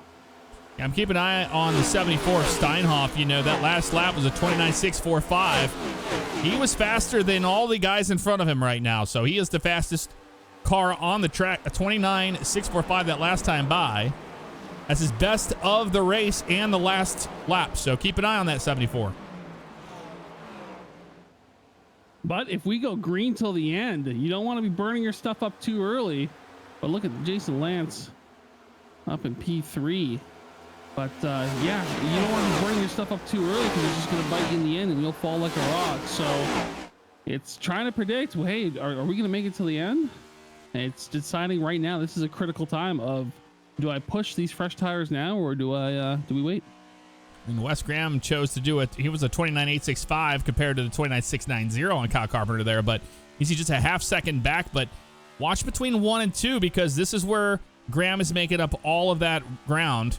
And the 77 finds the wall. Looks like everybody found the wall there. That's the Pied Piper's maneuver. Well, sometimes you get locked into following the guy in front of you. You follow their line right into the wall. It's Aaron Beaver right now. Started 24th tonight. He's in the 7th position. Great run for the 97 car. And that is the 89 of James Hilton. Now challenging for that position. Decides to back out of it. Good idea because you don't want to be next to somebody on the exit of 2. And that's the 81 up in the mix there with Tyler Schultz in the 94. I've been paying attention, Jeff, to the 67 car, and he's dealing with the Great Wall of Reno right now. It is struggling to pass him, and he's still down in P13. Not an easy track to pass, and he's trying to do so safely. Just cannot get around him. Yeah, he's got speed on the 22, especially the center of 1 and 2. Now the 22 drops down for a little bit of a block. Island to 67 is going to be happy about that one. Now he jumps to the outside, but they kind of forced the 67 to run the outside. Now he's going to get a good run off at 4 here. But yeah, really hard to pass here, and you can just see exactly why. But you see Favignano, he's shifting. The other guys aren't shifting, but he was shifting right there. So he's in 5th here. Now watch when he gets down to turn 3. He's dropping down into 4th gear to try to get around this 22. And as the laps... Or go ahead, Tony. Because that 22's got a pretty salty crew chief who's been coaching him, training him to not just give up the line, run your line, make them get around you. So you can see that's paid off, and it's shown in several of his recent races. And as the laps tick away here, I think you're going to see Favignano grow. There's 4th gear. A little more frustrated. Oh, I don't think the 67 will put up with this too much longer. He's really holding him up quite a bit. He's being nice. I mean, to be fair, like, he is just running his line. Like, he's not intentionally blocking him. He is running his line, which you are more than welcome to do. Oh, it's yeah, up to the absolutely. guy behind you to pass you. It's frustrating on a track like this because it is so hard to pass. But let's catch, enough about that. Let's catch up with the leaders. Yeah, Graham doing really good there, 29.917 to the 921. So that means that Graham had a much better lap than the 77, but Ryan Steinhoff still looking good, and the caution comes out. Oh, big wreck, big junk, 67. The 70 in the wall. And that was Clayton Cyrus there. We'll find out what happened. That's going to change up everything. This is not what they wanted to see, I'm sure, if you're the leader. But the caution comes out, and it was right around the 05 and the 67 of Leonard Favignano involved. Let's see what happened here. He got checked up behind Reno, went to the wall. And, oh, I don't know about that. We'll see right here. 67. Wow. Off the corner into the wall. Goes down a block. Looks like the 05, and the 05 came back up. Oh, and then just dumps the 05. I don't agree with that. Big junk in turn 1 from that. We'll see. He got hit from behind by I believe is that Schultz, and then he dumps him. Yeah, 67 in the wall right there. No, the 05 is Clayton Cyrus. Oh, Cyrus. Cyrus goes to the bottom here. Watch this. Yeah. That is so uncalled for. Well, I think there might be more to the story than we can actually see here. There was definitely some apology on the radio prior to that contact. Favignano got off the 2 in a way he didn't really want to, and he didn't intend to block the 05 there. Can't explain the contact going into 3, but there wasn't necessarily a retaliation. Okay, to me that looked like he just turned the wheel. No comment. Right Doesn't here. matter anyway. It doesn't matter, but I just definitely does not look good. that did. You know what? And maybe there's. I don't want to start a. Yeah, just from my perspective, that doesn't look good. And certain things like that always look more like worse than they are, and we don't know the full story behind it, so we won't jump the gun. Yeah, the caution's out at this point. No, the caution was not out at this point. So this is where it's at, and he's going in for that entry, corner entry. Maybe he didn't see the 05 there. And that's possible too.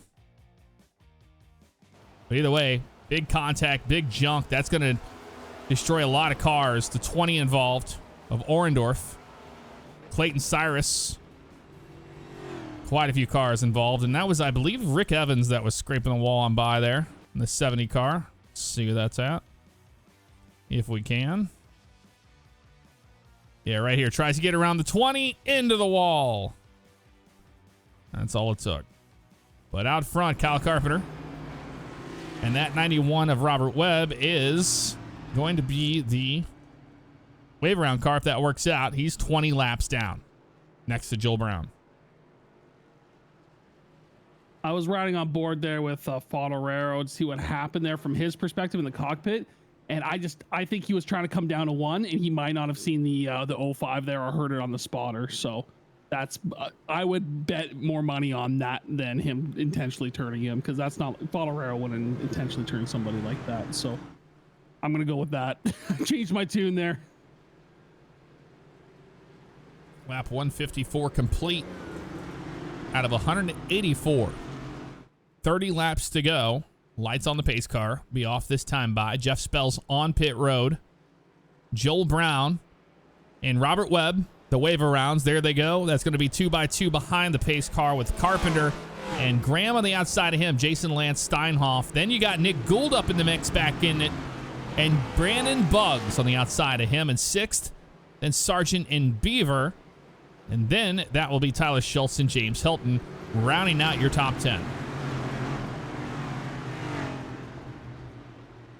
Now we know that the 81's got speed. We'll see if he's able to harness it here and do something on this restart. But don't count that 88 out at all. He was showing great pace in those closing laps before the caution came out.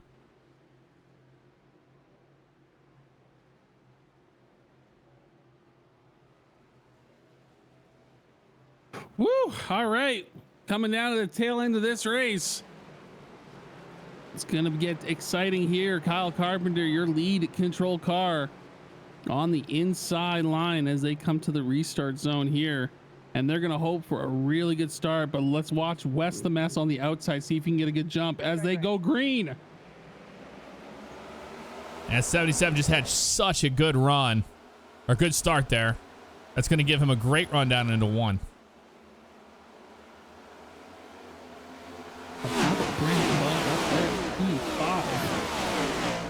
What a climb from him. And they're getting the 94's around. Here. Tyler Schultz in the wall. No caution. He has a point straight, keeps going.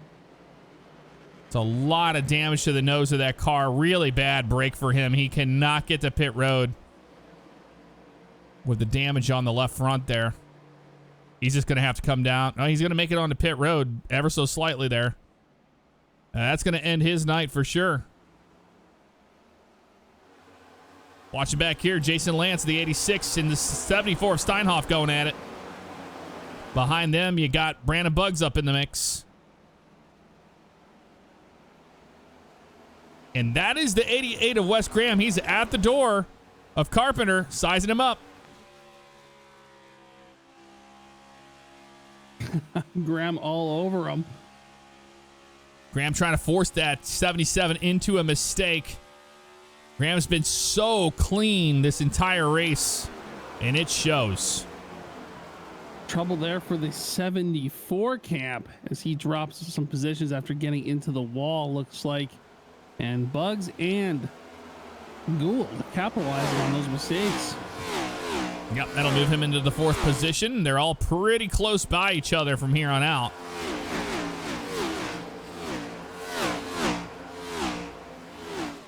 Kyle Carpenter now increasing the lead to half a second on the 88 of Graham.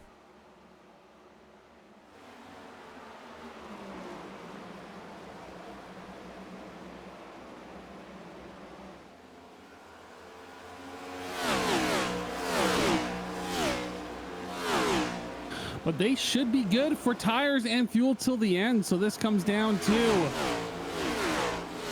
24 laps. 24 laps, man. 24 laps to get this thing done. Drive it. And everybody single file all the way from Kyle Carpenter on back. It comes down to who is going to be able to manage the tire to the end of the race. And we're seeing that happen out of everybody right now. Watching the times as they go by the stripe here. Carpenter with a 29.645, a 646, then do a 29.713, 822, 624. Then Gould with a 760. But I'm watching right back there. Everybody's dead even past there for the most part. And Graham got a great entry. And it's going to show into 3 off of 4. Here they come. Graham is now decreased it to 0.15. Yeah, he's trying his best to set up the 77 for a late pass here. And he's doing what Wes does the best. He's right in his mirror. Hey, bud, I'm here. What you doing?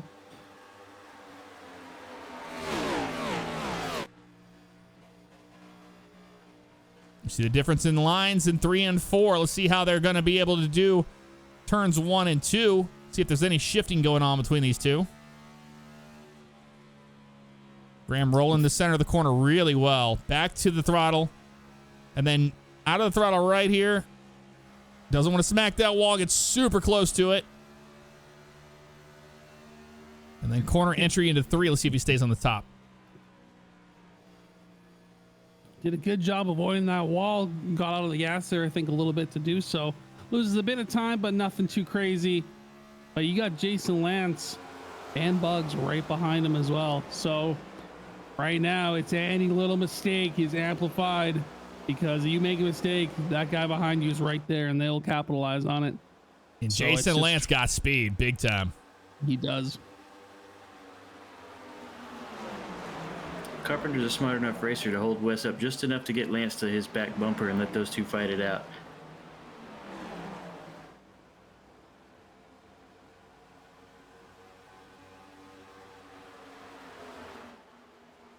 Nose to tail, 1, 2, 3, 4, 5, 6.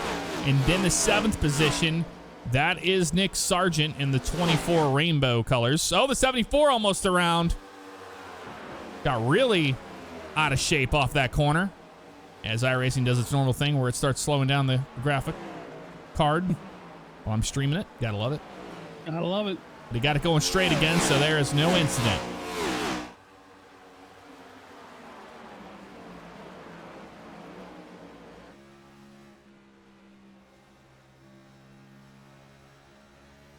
See how smooth it is. Yeah. This is going to be a really good finish, I think, because these three, it's anybody's race, Jeff. These 3 drivers all have potential to win this. Hell, these first 5, first 10, they all do. Yeah, they're super close. I mean, yeah. The fastest is Wes Graham right now with a 29.874 to the 9.46 that Carpenter had. But Jason Lance is not too far behind Carpenter.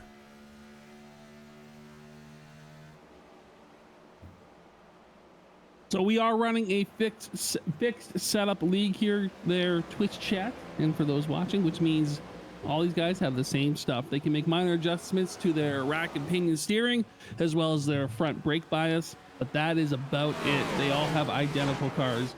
And you may ask, do the car manufacturers matter? Does it matter? Is there a difference between the Camry, the Mustang, or the Camaro? And no, there is not. It all performs the same. So this, what we like about it, it's spec racing. It comes down to driver skill. You could also make slight toe adjustments on the front by slamming it into the wall. Thanks, Tony. No problem.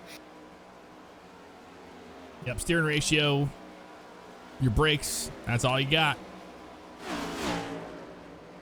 And these guys are all able to dial their brake bias in the car in real time. And if you push those brakes to the forward and you start getting in the brakes, you can it'll help the car with entry, as it will be loose on entry if you do it that way. Watching here, the 81 has fallen back quite a bit from the 86 with that group of cars, but right now it's these 3, and the 86 has got a good run. He was looking to the inside of Carpenter there. That's going to open up the door for the 86 as well. If he runs a little bit lower, he's going to get to the bottom of the 88, but I don't think it's going to happen off of turn 4 here. Oh boy. Those top 3 are starting to heat up, and if you're Bugs, you're like, yes, please start racing each other. Do something, because they're kind of in separate packs right now. And the laps are just ticking off here. They're starting to run out of time. I know Graham knows that. How much tire has he saved compared to the 77 of Carpenter versus the 86 of Lance? It's hard to say.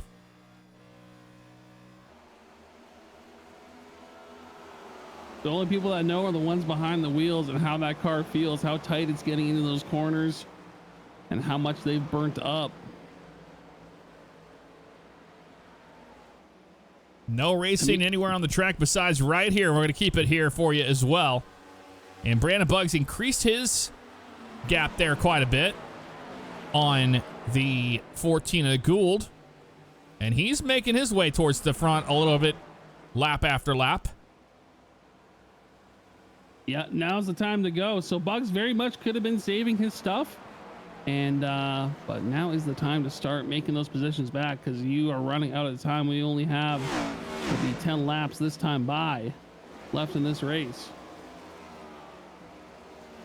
That time by Wes Graham, the fastest car on the track.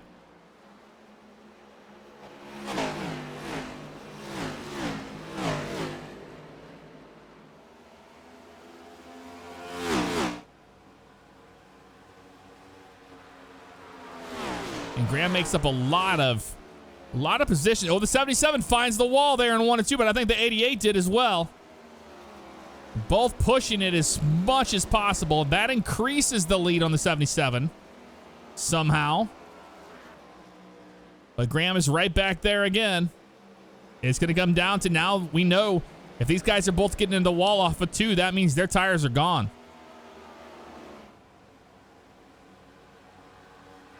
Oh, man.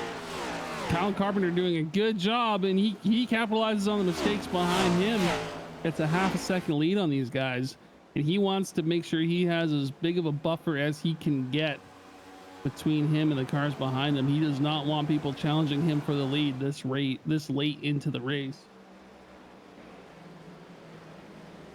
You need to see how much slower everybody is right now compared to when we started this run. And that's what happens when that tire goes away. Now you're up next to the wall and you're trying to be as slow, or you're trying to be as patient as possible through the corner without catching the wall, and that's the key.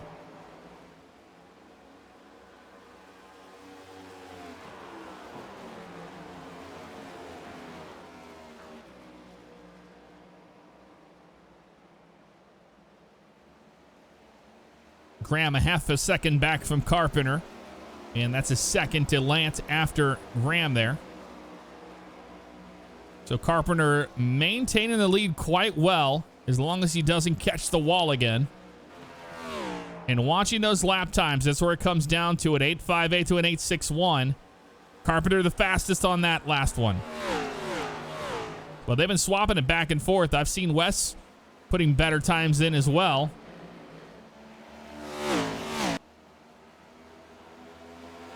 And now that 77 dropping down, trying to prevent the 88 from getting any of the draft on the straight.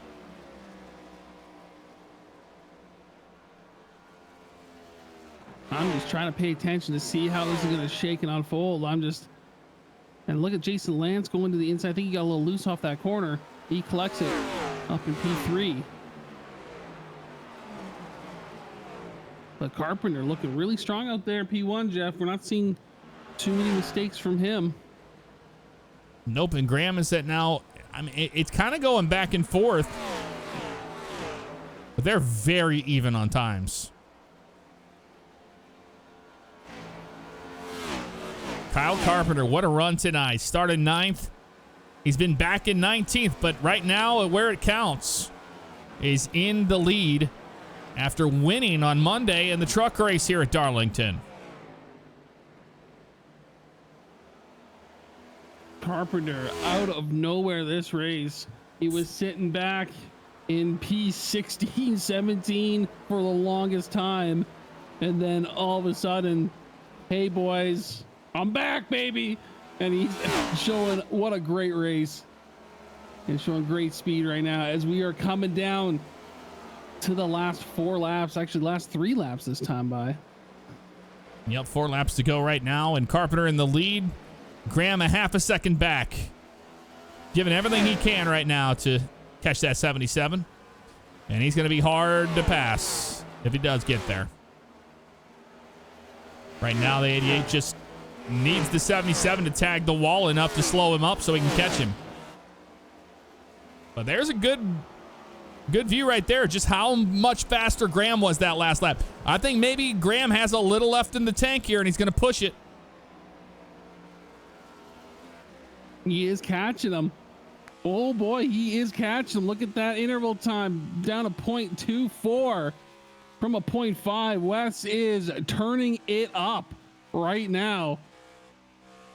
And you hear Carpenter have to jump out of the gas a few times to make that corner, and that's where Graham is catching him. Oh, this is going to get real exciting here. That traffic could play a role. So what's that, Tony?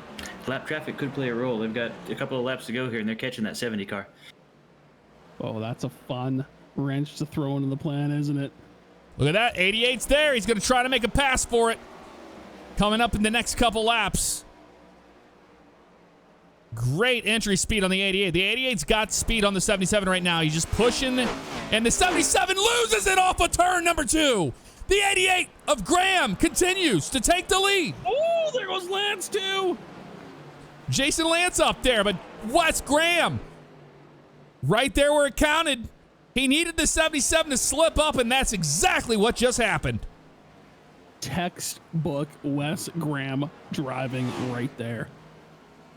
And if he keeps it clean, he's going to walk away with this one. White flag in the air brought to you by Thrustmaster. Next flag will end the race. Graham in the lead right now, catching the 70 car of Rick Evans. Rick Evans into the wall.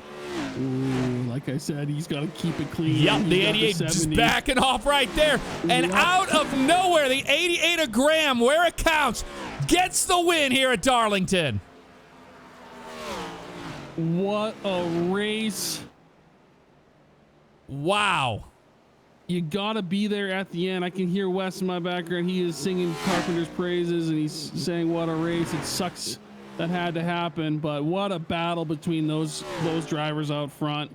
And sucks Carpenter couldn't make it to the end, but he drove one hell of a race as well. But congratulations to your winner, the 88, Wes Graham. Wes Graham has nothing to be. That's not backing into win. That's being there when it counts. He waited and waited, and the 77 made that mistake off of turn 2, got really tight, and it completely messed everything up. That's all it took.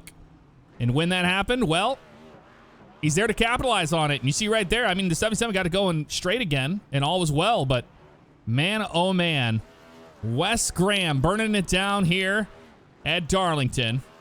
And we will zoom in on him having his celebration right now.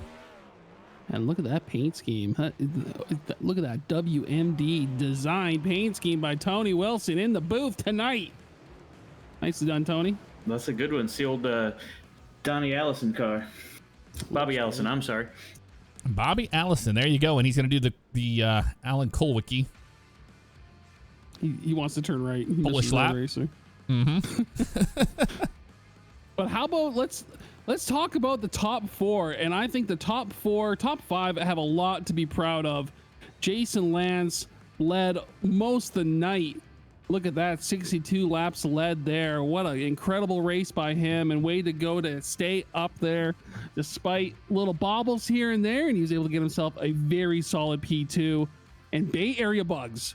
I mean, he was all the way down, had that massive spin and correction, probably the save of the night tonight. He went down to, I believe it was 13th, 14th, able to fight his way back up the field, and to get a podium is, I don't think he expected that. And that just shows you just fight adversity and make your way back up to the front and just be there at the end. And I mean, we've talked about him enough, but Kyle Carpenter, what an incredible drive from him. All the way back in the mid to back of the field all night. We counted him out. We didn't know what was going on with him. He proved us wrong. Put on a great show at the end. And hats off to all those guys. What an incredible race, Jeff.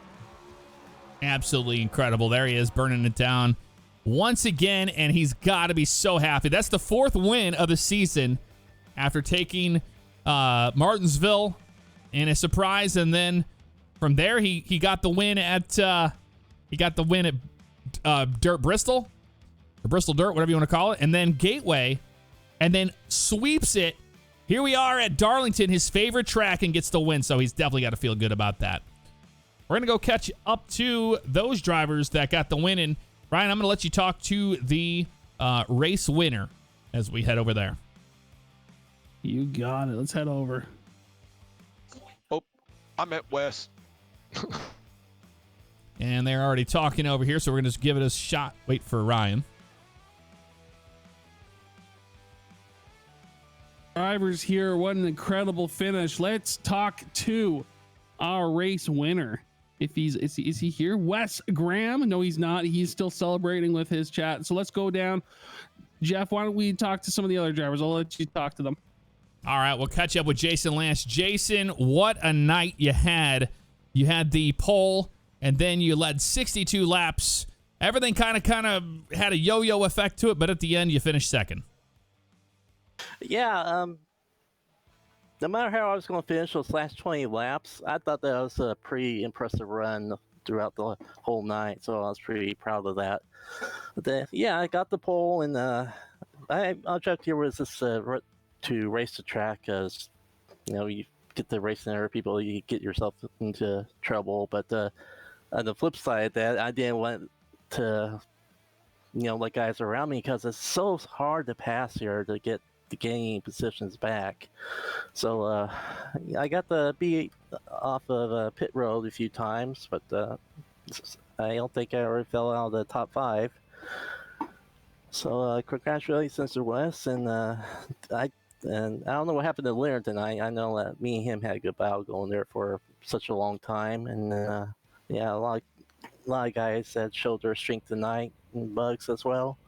Just proud of everybody. The setup was horrible after 20 laps. It get this super squirrely, but those first 20 laps I could shift down to 4th gear into 3 and 4, and then after 20 laps I would just run 5th gear all around, because I would get too much wheel spin shifting anymore. But yeah, it's just the setup was like I said, the setup was very, very hard to drive after 20 laps, and I'm surprised we didn't have that many more cautions than we did. So I had a blast tonight. There you go, and fighting the pain tonight, getting the job done after getting the pole, and then finishing second right there after leading 62 laps. Jason Lance finishes in second. Okay, Ryan, I know you've caught up with our winner. Big boy 88, Wes Graham. What an incredible race by you. And I called it in the booth tonight. I said, that is textbook Wes Graham.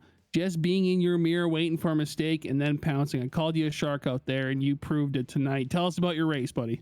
Man, that I can't believe it, honestly. That was definitely right there at the end. That was Kyle's race to lose. And we just had long enough for the tires to wear out and become,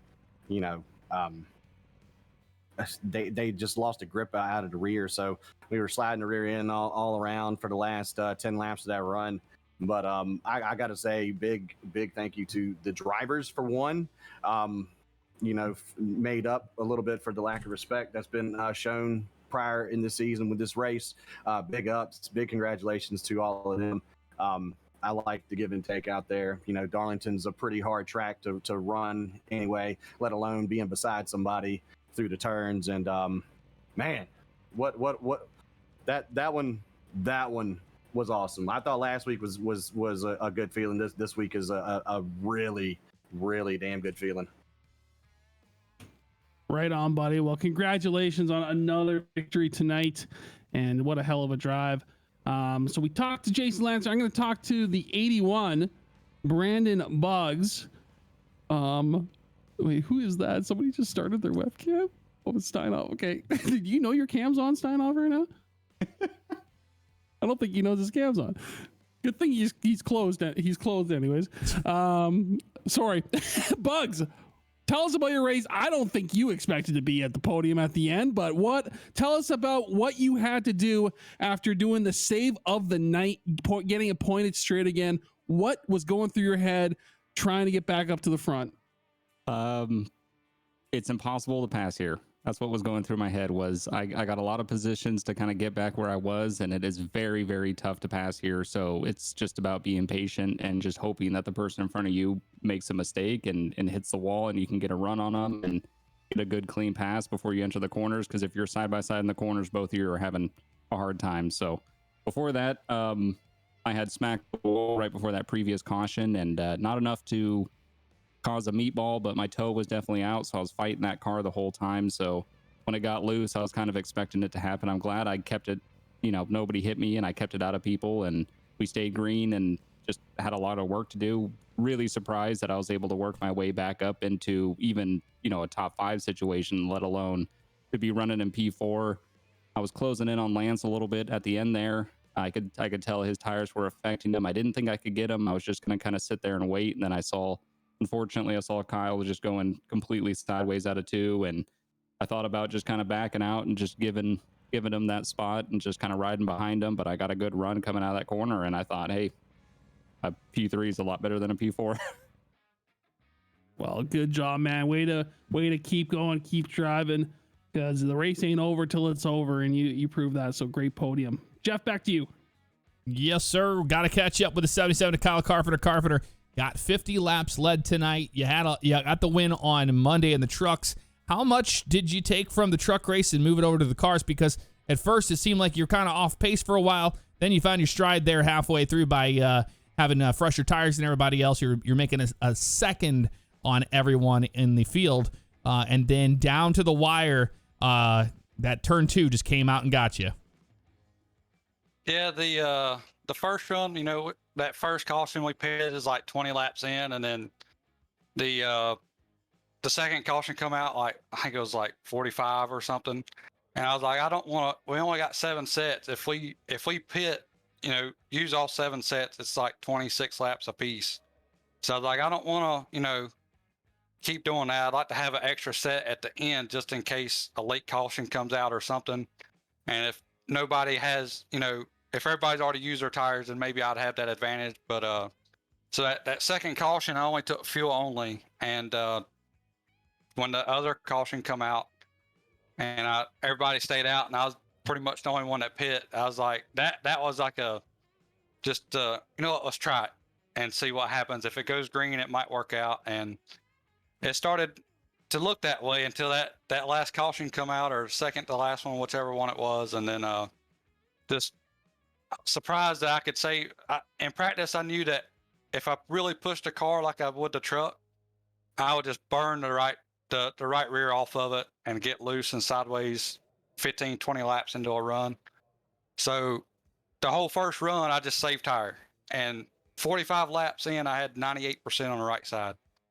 So that's just how much I was saving the first run. I wasn't in a hurry. I'm just riding around, and the first part of the race don't matter. It's the last part of the race, and that's the whole thing. Is 50 laps led or whatever. That's great, but there's only one that really counts. That's the last one. Just burn my tires up there at the end, trying to stay ahead of Wes. And when I got so far out ahead of him, I would try to back the corners up and try to save a little bit of tire that I could. But I guess I just burned them up just enough so that I just pushed that envelope just enough that I got loose off of 2 and lost it. And heck of a run. I love this track. Not too happy about the setup burning the right rear off, but it is what it is. You got to work around it. And congrats to Wes on that win. And wish I could have battled you a little bit harder for it.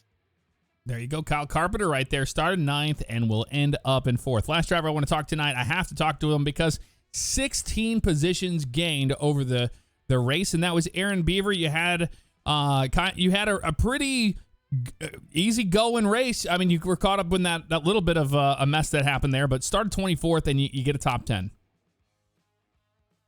Yeah, I couldn't ask for much, any more than that. I just started in the back. I didn't even qualify and just took my time, let people wear their, tires out, and passed them, when I could, and stuff. And then that incident, I got into the wall, which I kind of bounced off, and Tyler was kind of up there, with me, and I bounced off and hit him. So yeah, that was kind of a bad deal for him. But other than that, I just kind of stayed status quo. Once I got to that 8th, 9th, 10th spot, I didn't have much more than that, to be honest, but it was a good race. Well, there you have it. Aaron Beaver, 16 positions. How do you do it? That was impressive to watch. That's for certain. Well, we're going to go ahead and let you guys get to your drivers meeting, and we'll have our final thoughts over here in the broadcast booth. We'll see you guys next week. Thank you for the broadcast.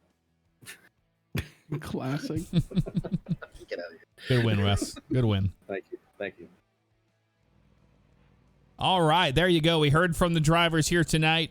What an incredible run it was. And if we had more time, I would really have liked to talk to Ben Tuttle. As that was one of the best races he's had. That's right. Yeah, he was got caught up in a few things there tonight, but again, he was there at the end and got a top 10. So good drive by Ben Tuttle. But Jeff, good drive by these guys, but even better broadcast by you. Good job tonight, man. Good job all around for everybody. I really enjoyed this broadcast. It all came together. Great racing out there all the way around.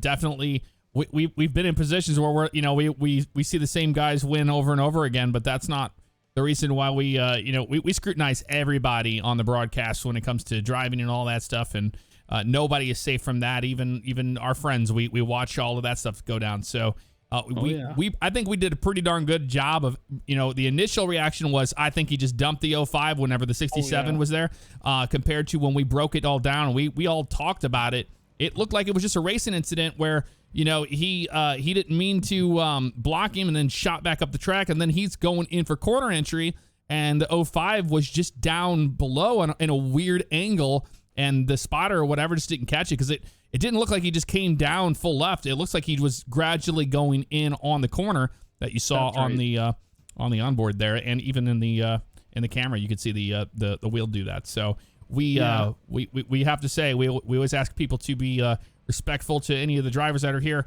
or anybody who's in the chat, and to each other. Please do that. But we scrutinize everybody for everything we see here. For its face value. That's what broadcasting is. It's face value. You see what we see. We're just trying to figure it out ourselves. So I don't think there was anybody at fault with all that whole thing. I know for a fact they'll be okay with each other and move forward from there. So no need for any backseat moderation and or any backseat race control. We've got it covered. That I can tell you. But that's going to do it for us, unless you got some final words. Jeff, sorry, real quick. I just to expand on that. I know, and I was explaining that everything looks bad on the broadcast, like bird's eye view. That's why my initial reaction was like, oh my God, he just dumped him. I quickly went into the driver's camera, and it was 100%. He was just trying to make his entry into the corner, and he just nicked the corner back right of the 05. So it was clearly, there was no way that was intentional. So my apologies from the gut reaction. Everything looks bad from the bird's eye view. So I'd like to apologize to the 67 there for my initial reaction, but should have broke it down a little further before. It looked bad, but once we looked into it, it was just a racing deal. So sorry about that, Jeff. Just want to explain my part there. No, you're fine, and I totally agree with it. And anytime we see something happen, like we've seen the whole 74 and the 81, we've seen the 67 and the 81 and things like that. But when we talk to them afterwards, they're like, oh yeah, no, it was just a racing incident or whatever. They move on from it, and we encourage all of you guys. I know that you're passionate fans of people that are here racing, but we just ask to maintain that level of respect for everybody, because you don't know what it's like to be, if you don't play iRacing, you don't drive these cars, and you don't know what it's like to be in that competitive mindset. Everybody is no one's your friend when you're racing. And then 5 minutes after the race is over, you have time to cool down. And an hour later, you don't even care about the race. You're like, oh, I mean, it doesn't go on with you throughout the night. And I can guarantee you that won't be the case with these drivers. So move on, and then next week we'll do it all again. We have a championship to look at, and I got to talk about, before we get out of here, we have to look at the points, because, man, I'll tell you what, things changed up big time right here. That put Wes Graham in a great spot, because right now, going into this race, I don't know if he's updated it yet, but he was leading the points. Then Nick Sargent, Brandon Buggs in third, and Leo Fodorero in fourth.